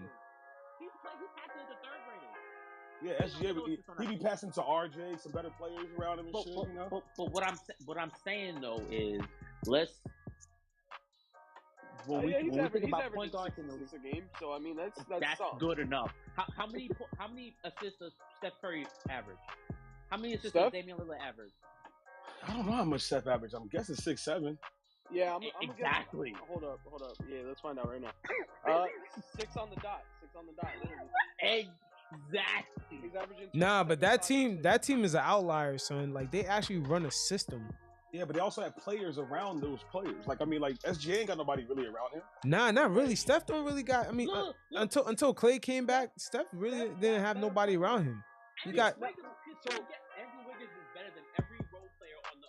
Wiggins is nice this year. Oh, that's a fact. Wiggins is definitely nice this year. And, yo, I'm not gonna lie, bro. I agree with you. Like, he didn't really have anyone that jumped out at you. Like, all right, that's not a big name to be around Steph, but they have so many of the right pieces around Steph. That's the most important. Yeah, but I feel like but hold up. Let's not underestimate. Nigga, they're training. Yo, Golden State is training players to play in their system. They're training people to play in their system. They actually have identity. Like that's rare. Yeah, because once Wiseman come back, a lot of them dudes ain't really gonna be seeing that much PT. He's still averaging 6 assists. What my point was, when you think of the average point guard, when we were coming up as kids, right? When we was watching Stephon Marbury, who's averaging 20 and 8, right? We was watching Chris Paul. God, Stephon Marbury. Oh, Chris Paul. Shit, Oh God. Point guards aren't averaging like the superstar point guards in the league aren't averaging over 6 or 7 assists a game. No, because the league has changed. Now look at Russell Westbrook, right? Let's spin that, right? That motherfucker was averaging a triple-double. Russell Westbrook sucks. But he was averaging 10 assists a game with a bunch of bums around him all the time. Yeah, but he was stat padding. He was stat padding though. He wasn't like he was still in rebounds. For sure, stat padding all the way. Exactly. When I'm talking about SGA playing alongside with RJ Barrett at the fucking 2. That's the thing I hate about fucking, because I'm cool with what people wanted Cam Reddish, right? Cam Reddish is cool, but I need RJ to play the 2. The only right? thing I say about RJ playing the 2 is when we play him at the 2, we try to make him a spot up shooter, and that is not his role at all. That's not his game. That's not. Yeah, that should never be a thing because he's not a spot up shooter until he proves it in the offseason that he could be a corner spot up shooter, whatever Thibs wants him to be. Nah, man, y'all gotta let him have the ball. He's still shooting at a good grip, but guess what? No, he is. Don't get me wrong, he is, but it's not like just the eye test thing. It's not always about the numbers too. It's about the eye test too, and it's like he just don't look comfortable being a spot up shooter. No, absolutely not. Like that's not his game. Yeah. And again, like I said, I understand that. But when we talk about ball movement and getting to your spot, you want someone like SGA to play alongside RJ. Right. Because guess what? RJ is going to move more. Like he's not just going to stand up and shoot. Like he's going to move more. Yeah, no, that's a fact. Yeah. You know. And also too, I mean, you have more like players that could get shots for themselves too. Like, I mean, SGA is a monster, man. He can get in there. He can go. He's not a great 3-point shooter, but his inside game is he's cold, man. You saw what he did to us. But he can, like, he's got the potential to be a really consistent 3-point shooter. He's been shooting like a decent percentage this year. So yeah, I mean, and he's hit a few game winners. Like he hit a really tough game winner the other day. So I just think if you put a player like SGA on our team, in our franchise, man, I think it would just bolster up our talent. Like I think whoever we don't get rid of, he would really help us out a lot. Like right. I don't know why we didn't bring him up earlier, man. I didn't even think about dude. I mean, like I like Brogdon too. Don't get me wrong, but that's the same thing I said about Brogdon's just easier. Yeah, he's easier because his contract's not that bad, and also he's not as young as SGA. Right. So yeah. Yeah, but he got a ceiling, man. His ceiling is it's not that high. He already had a ceiling. Yeah, Brogdon's ceiling is like 14 points a game, 7 assists. 40, 50, 90, whatever it is, like 50, 40, 90. He's a very, very consistent player, man. When he's healthy. De'Aaron Fox, Donovan Mitchell, SGA, those who I would like to wear Knicks jerseys. Not all three at the same time. Right, but just at least one or two of them. That Donovan Mitchell, man, is De'Aaron Fox will be the cheapest. Nah, man, that shit ain't happening. I want Davion Mitchell, bro. Fuck all that. That man is locked up. That man is clamped. He would fit right into. No, you're right. You're right. He's nice, bro. No, but again, because we're paying Fournier, we have someone in Grimes that could lock somebody up. But we got Fournier. We got to bench the French, man. I'm tired of these fucking French players. Yo. No, that's one thing about our organization. We've always trusted foreign players a little too much, like French guys, a little too much. Bargnani, oh my god. Bargnani, fucking, oh god. Bargnani's not French. About that. I was like, Bargnani's not French. Yo, remember when that man went for a poster and he ended up? He almost blew his fucking. His fucking elbow almost got blown out of the socket. That's crazy. Bro, that was terrible. Yo. That was the biggest. But yo, if you guys talking trade with the Kings, you gotta go for Halliburton over Fox. No. I agree. He's not the cost as much. Giving him up. But I'm not. Well, didn't they say he's up? He's on the market. I don't think Halliburton has a higher ceiling than Grimes. I'm gonna just be real. Nah, I mean Halliburton's like 6'5". Yeah, he is a tall point guard. His shot is so. I don't like his shot one bit. Yo, the Knicks just gotta focus on developing their own guys, man. They just gotta develop their own guys. Bro, that's worse than Lonzo and Carlos Boozer's jump shot. Like it's like a mixture of that. But Lonzo turned into a nice shooter. Yeah, but Rondo turned into a nice shooter in his 15th season. You feel me? Like. That's true. That's true. I thought you said Lonzo. Oh no. Lonzo. Rondo, bro. I think you said Rondo. My bad. Yeah, I thought you said Rondo too. I was confused. I was like, wait, talking about Rondo now? That would have been Yo, fuck Rondo. Rondo, man, what a guy. That dude went right back. Like that dude. Why would the Lakers trade him? I don't get it, man. It's crazy, man. He was cool for the Lakers, He probably was beefing with them. Yeah, I can definitely see it. Regardless of what is going on with the Knicks right now, I am glad I'm not a Lakers fan. 100%. Yeah. How is Russell Westbrook hitting the top of the back? That's wild, bro. Yo, he be doing some wild shit, right? This year, bro. And I'm not gonna lie, I was one of the guys that used to vouch for Russ, right? Because like I felt like the whole situation with KD, everyone put it on Russ. I feel like the situation with KD in the playoffs when they folded against the Warriors. That was Russell Westbrook's fault. That was Westbrook's fault, but that was played a big role in that too. No, that was Westbrook and last time KD was there. No, that was Westbrook and the coach's fault. That wasn't just Russell's fault. That was the coach's fault too. Hey, that was Klay Thompson's fault, all right? Yeah, he definitely dropped like 40 on them niggas like it was nothing. 40. There was a lot that played into it, but everyone was trying to make Westbrook look like the bad guy in that situation. And then he came back the next season, and he was MVP because he played like fucking phenomenal. Nah, because of course they were gonna let him become MVP. Yeah, You stat padding. The first triple-double thing. The first time he did it. And James Harden was the real MVP of that year, not Westbrook. James Harden was the real MVP of the league.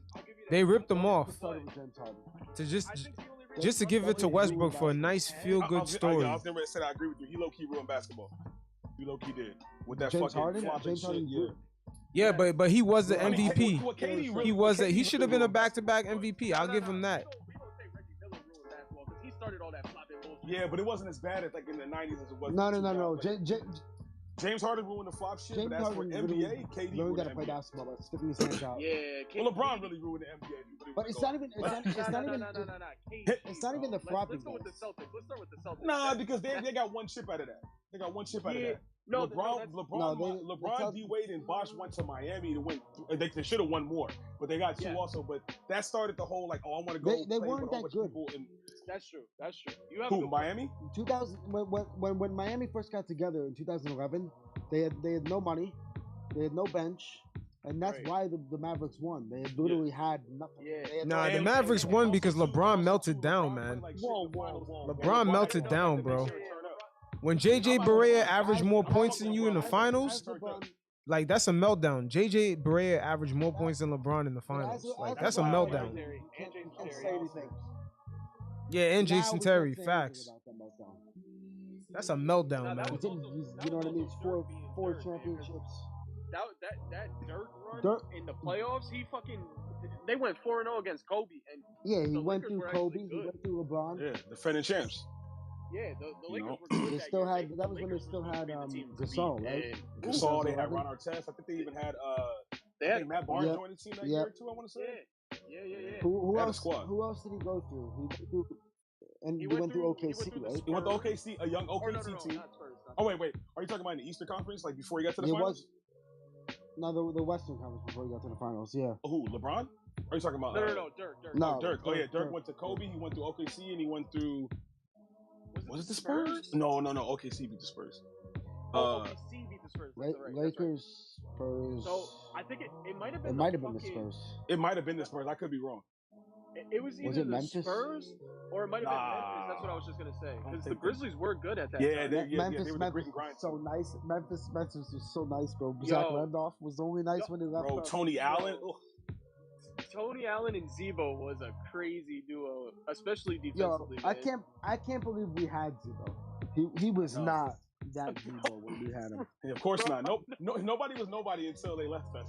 Yeah, facts. Before they came to us. Or before they came either one. Except for Carmelo. Melo was the only one that lived up to that. Like, right. Stat lived up to it for half the season, and I thought he was going. His knees got cooked. Was nice, bro. Oh, he was super nice. He was an MVP before Melo came in. I think his confidence got a little shook when Melo came. No, his knees started breaking down. That too. His knees was like, bye bye, I'm out of here. Yo, his knees were like, let's go be Jewish. Yeah. You're right. He's like, we need God now. Yeah, that's what it was. You know, but yeah, no, Zebo was cold. Yeah, that grit and grind Grizzlies team was tough. Even though they have bum ass physical. Yo, they had Mike Miller. Who else did they have there?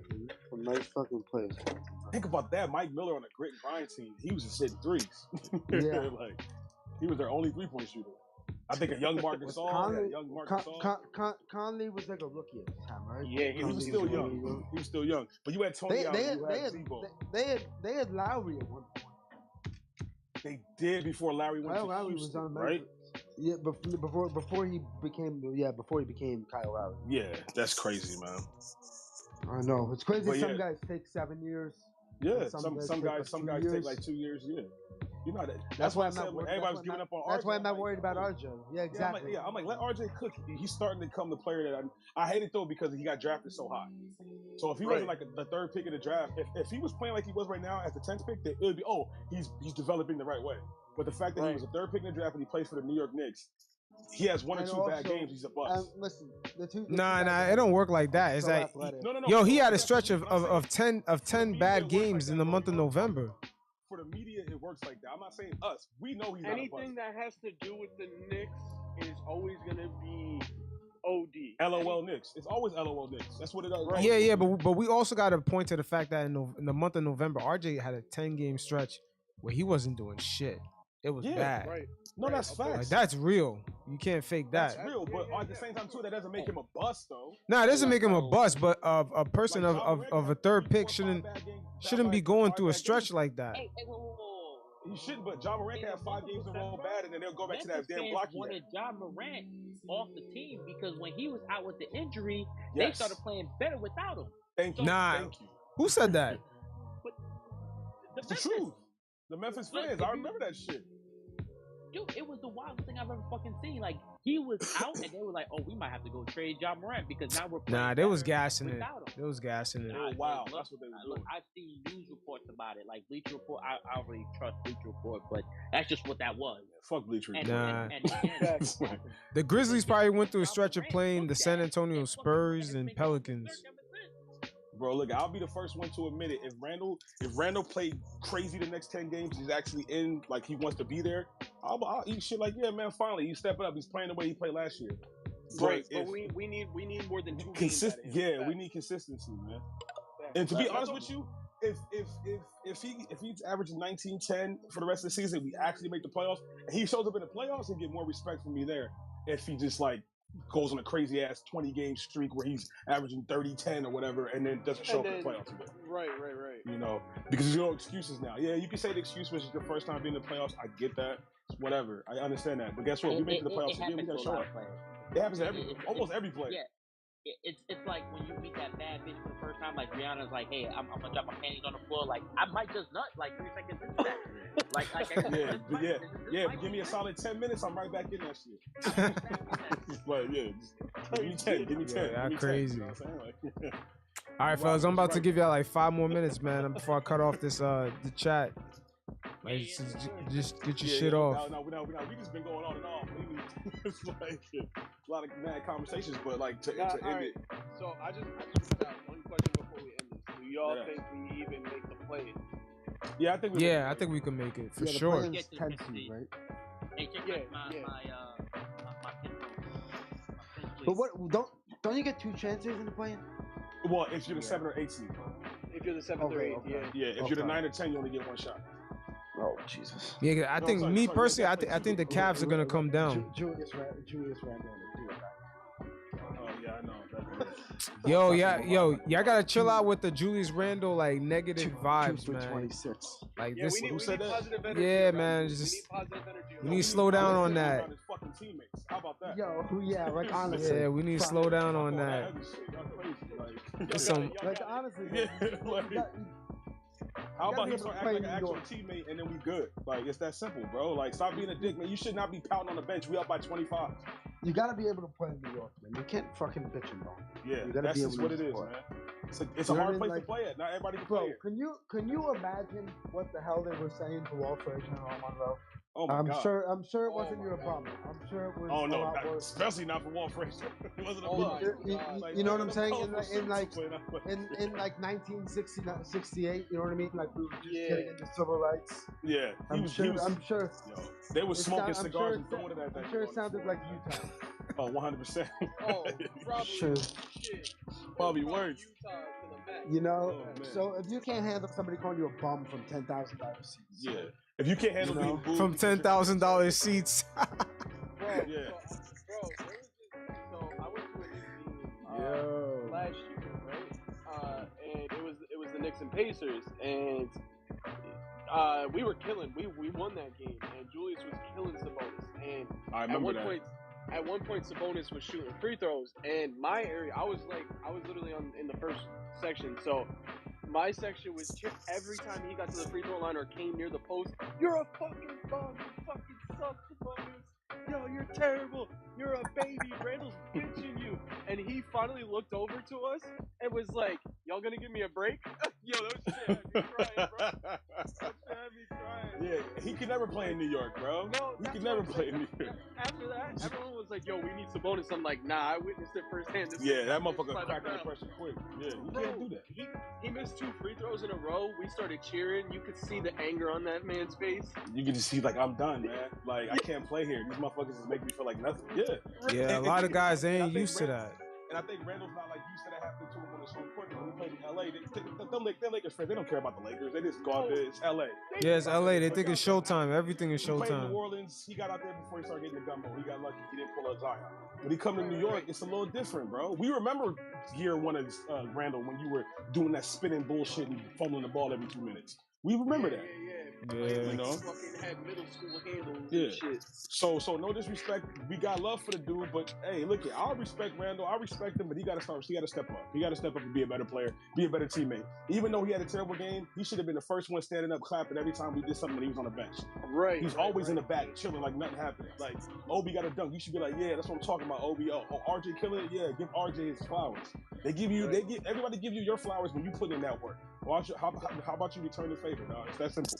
It's one thing I'm very thankful for Kemba for, because Kemba be giving everyone love. I respect Kemba for that, because I know it's hard, especially when he was on those DMPs. I know it was difficult to do that shit. He was a real leader when he was on the bench, man. I felt bad for him, but even in the press conference, he was never talking shit. He was just, he was just letting it rock and being a vocal leader for the bench and everything. So, Yeah. And then when he came back, he told Tibbs that he was a bitch ass motherfucker. So yeah, Tibbs looks super. Yo, but that's the difference between him and John Wall. I was saying earlier, I was like, I don't think John Wall would have reacted the same way had he gotten benched. Yeah, I agree. John Wall probably would have been talking shit. Yeah, 100%. But also, I think John Wall would have gotten to Julius. Would have got at Julius for the way he's been playing and the way he's been acting, just the way his body looks. Yeah, that was a good point, man. You right. Somebody might have to get on the Knicks with a little bit more cachet to talk to Julius. I'm not gonna lie to you. I was maybe cool. Like I was always mad that we didn't pick up any real centers, like an actual backup center that could help us out. That's my number one thing right now, bro. And I was like, yo, low-key, what do you mean? We did. Boogie.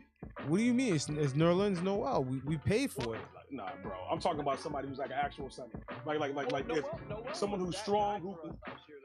No, he was for a little bit, but he also got. Yeah, he saved the season for us last year when Mitch went out.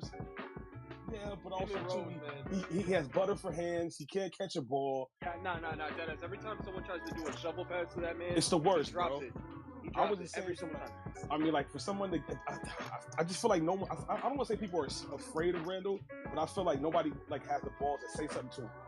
That's why you got to get a guy like Boogie. Get oh shit! That's that nigga out. I don't think Cousins like him anyway. So, and also because again, his attitude on the court lately, it's like, all right, do we even step up to this guy, or is he just gonna shit on? And then the 2 people we signed in the offseason is Kimber, who's a super nice dude, and then and the French guy who probably can't even understand what the fuck he's saying at the time. I was gonna say he probably doesn't. He's like, yo, that's why they always argue when he said that. You notice that? Like, he's like, yo, what the fuck are you talking about? Yeah, like what are you talking about? Get out of my face. Keston's got them quarter 3, man. Yo, that's hilarious. Oh, man. But yeah, it's crazy, man. Yeah, but hopefully, we get the W on Wednesday.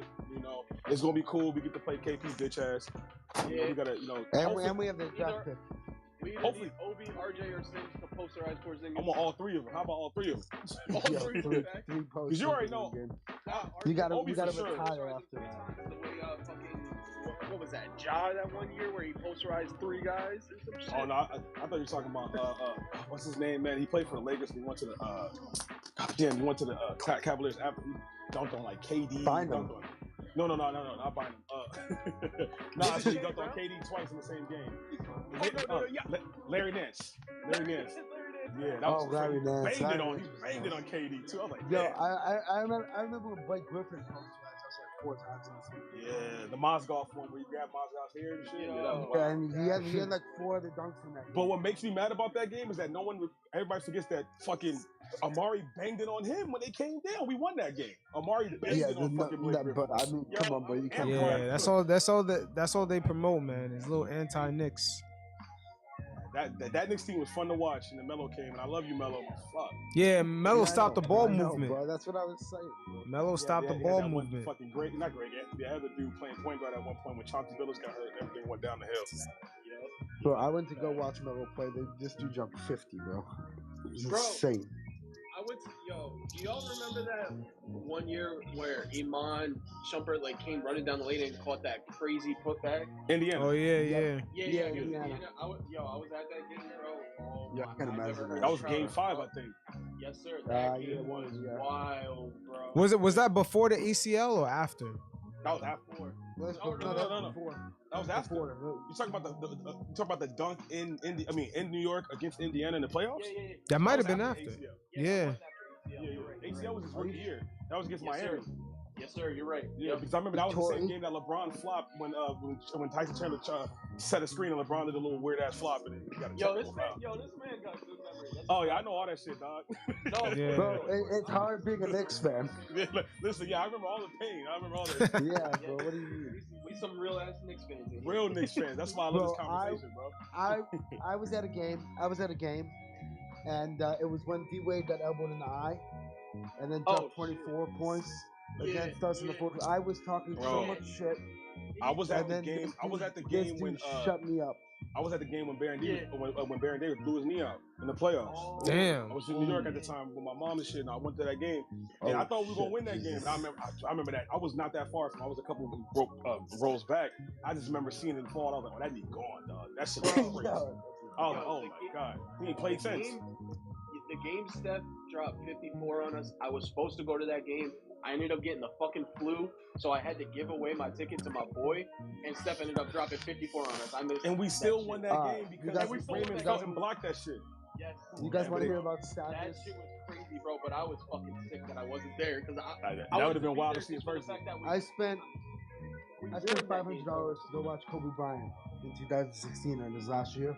Okay. I spent like $500 to sit behind the Lakers bench, and I'm sitting at the game, and 15 minutes before the game starts, it goes Kobe Bryant will not play tonight on my phone. Oh, you went to that game. I spent $500 to watch Nick Young, Lou Williams. Bro, Melo played that game. Melo caught a oop from I think it was Jason Smith, and that was like Melo's last game. He had to get knee surgery right after that. Yeah, that was that year. I think it was. I went to Kobe's last game at the Garden. That shit was crazy. That was fun. Man. I was in Miami. I was in Miami. It was versus Kobe dropped 60. When Kobe dropped 60, I was supposed to go to that game, but I didn't go because I had to leave New York a week earlier. But I'm thinking, Kobe could go. He dropped 60, bro. The 60-09. Yeah, man. And then Kobe was going ham around that time. Wilson Chandler looked lost, bro. He was like, "What the fuck?" Yeah, that was disgusting. He was like, "Yo, my man is pump fake to the spin on me and shot that shit." Wilson Chandler wasn't even that bad. No, he wasn't bad. No, I like Wilson Chandler. If we didn't have to get rid of all those players to get Melo, if Melo would have just came in the offseason, the Knicks would have been a crazy. We would have been nice. Would have been super nice. Yo, you know what's so crazy though? I went to the game with you remember when LeBron that last time he was in Cleveland, that last year, like 2010? When everyone loved him, I went to that game in the Garden. Everyone was showing him love, mad love, right?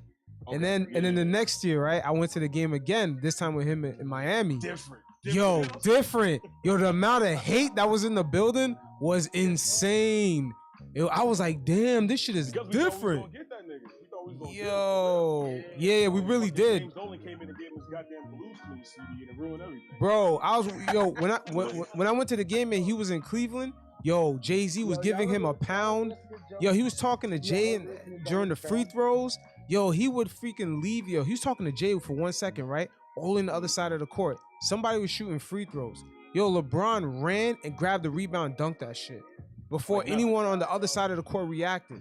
I was like, what the fuck? That man in Miami was on track in Miami, bro. Especially that second season.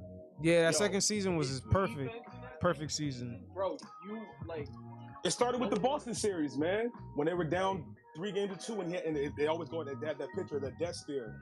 And like, I'm not a LeBron fan, but when I saw that look, I was like, oh, this. Oh shit, yeah, that was a demonic game. Oh my god, you mean LeBron at Boston? That game 6? Different. Yeah. That changed who he was as a player. I think that actually made him a better player. It won him the 2 championships in Miami, but I think that game from there to where we are now, that changed LeBron. Because it was like, these motherfuckers been killing me every year when I was in Cleveland. They got me down 3 games to 2. They're about to do the same thing to me again. Nah, I'm about to drop 40 on it. What LeBron did with that team in Cleveland, though, bro, I give him a lot of credit because the 07 team. Let's talk about the 07 team. Oh my God, yeah, nobody. Yeah, that game 5 against Detroit. Yo, this dude LeBron was like a god, man. I was like, oh my God, is he gonna miss? 5 is my favorite LeBron performance ever. Yeah, now, he's had a lot of great ones, but that's my favorite. Wait, which one?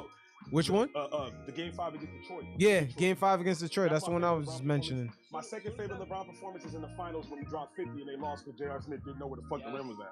Yes, like, honestly, I wanted to see the Warriors lose that. Me too. I wanted to see the Warriors lose that because fuck KD and fuck all fuck that KD situation. Forever, bro. Fact. Fucking terrible hair.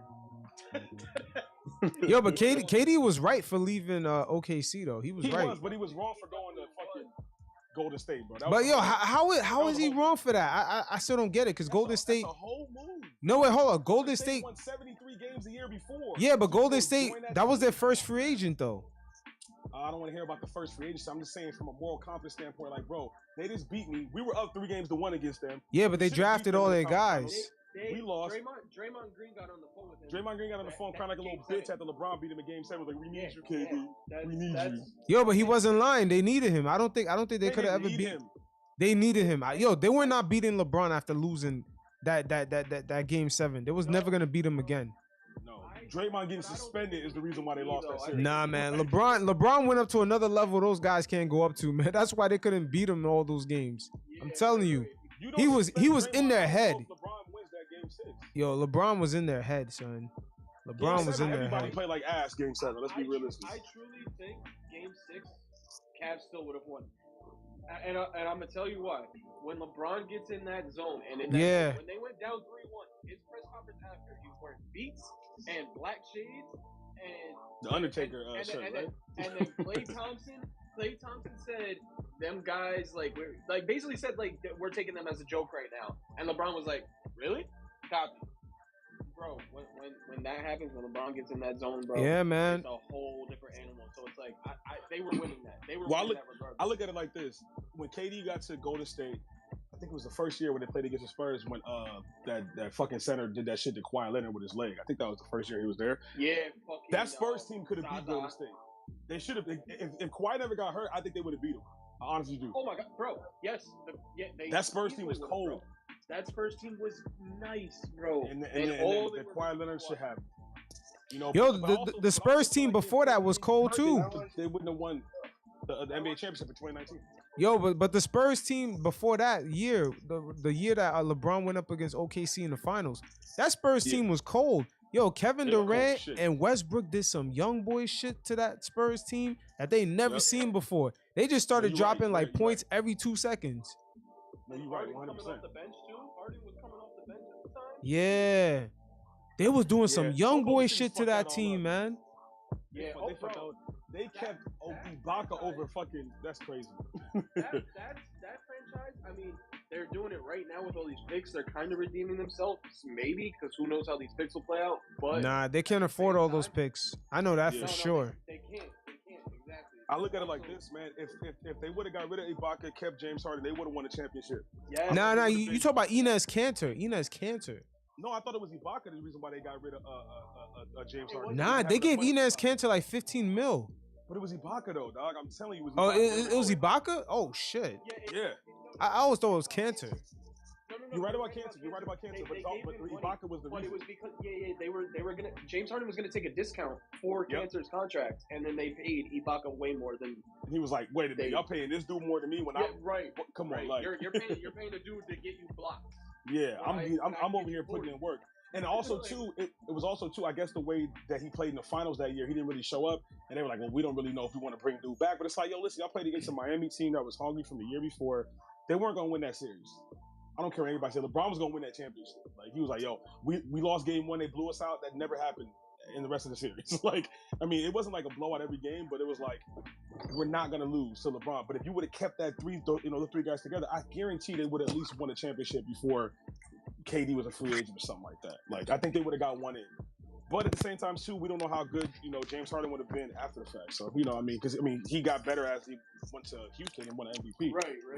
He might have not been that player with Oklahoma City, Right. Yeah, no, I don't think he would have been that Houston player in OKC because, he was a six man. And even if he's starting and shit, he wouldn't have been that guy. Because in Houston, he had to be that guy. So he became that guy. But. Which, don't get me wrong, James Harden is definitely one of the most offensive talented players we've ever seen, but I take away a lot of credit when you fucking flop and get most of your points at the free throw line. Hey, did you guys see what? Yo, stop chewing through the mic, man. We can hear you chewing. LeBron was getting mad at old boy from Memphis in the last game, and he was getting mad at him because he was talking shit. Did y'all see that? Yeah. Someone was like, "Yo, LeBron is the funniest sore loser ever." Like, yo, stop chewing through the mic. He's the only nigga I know that want to talk mad shit when his team is up, but then when he's getting bullied, he's stop talking shit. Nah, nigga, what the you talk shit all the time, dog. I never forgive LeBron. I'll never forgive LeBron. You flipped that water bottle shit in the garden. That's why I don't fuck with LeBron. Yeah, that was corny shit. And that's why I don't fuck with JR, because JR was bro, he shoved Frank Ntilikina. Yeah. My thing was like, my son Frank stood his ground though. Yeah, he did. He stood his ground, and then Cantor's bitch ass tried to do something. He ain't gonna do anything. Yeah, bro, I hated Cantor so much, bro. Get that. I never liked him on the Knicks ever. It never made sense, annoying. Bro. He wasn't Cantor, no way. I don't know if they thought he was some offensive god or some shit, but nah, that's some Steve Mills shit, man. Steve Mills don't know what he doing. He never knew. Didn't he have like a 30-30 game? Who? Cantor? Wait, that ass? Yeah. Not with us. I'm pretty sure he did. Nah, that's crazy. I gotta find that. In Europe, man. The fucking war zone field. In high school? I don't know, bro. That's right, because Cantor was crazy. He was a weird career, bro. Did he go to Kentucky but didn't play? Yeah. Yep. Yeah, that's wild. I think that was because of the injury, though. Yo, first, and his Cantor said. I thought it was a citizenship. Oh, but I thought you said he had 30 points though, right? You said 30. I was like, huh?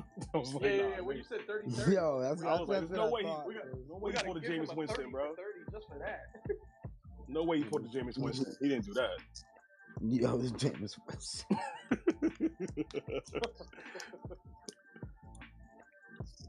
Nah, man. But I'm about to get up out of here though. I gotta go to sleep. Yeah. I got work. All right, you guys. It was cool talking to y'all, man. Definitely. Y'all having me in here. All right, dope.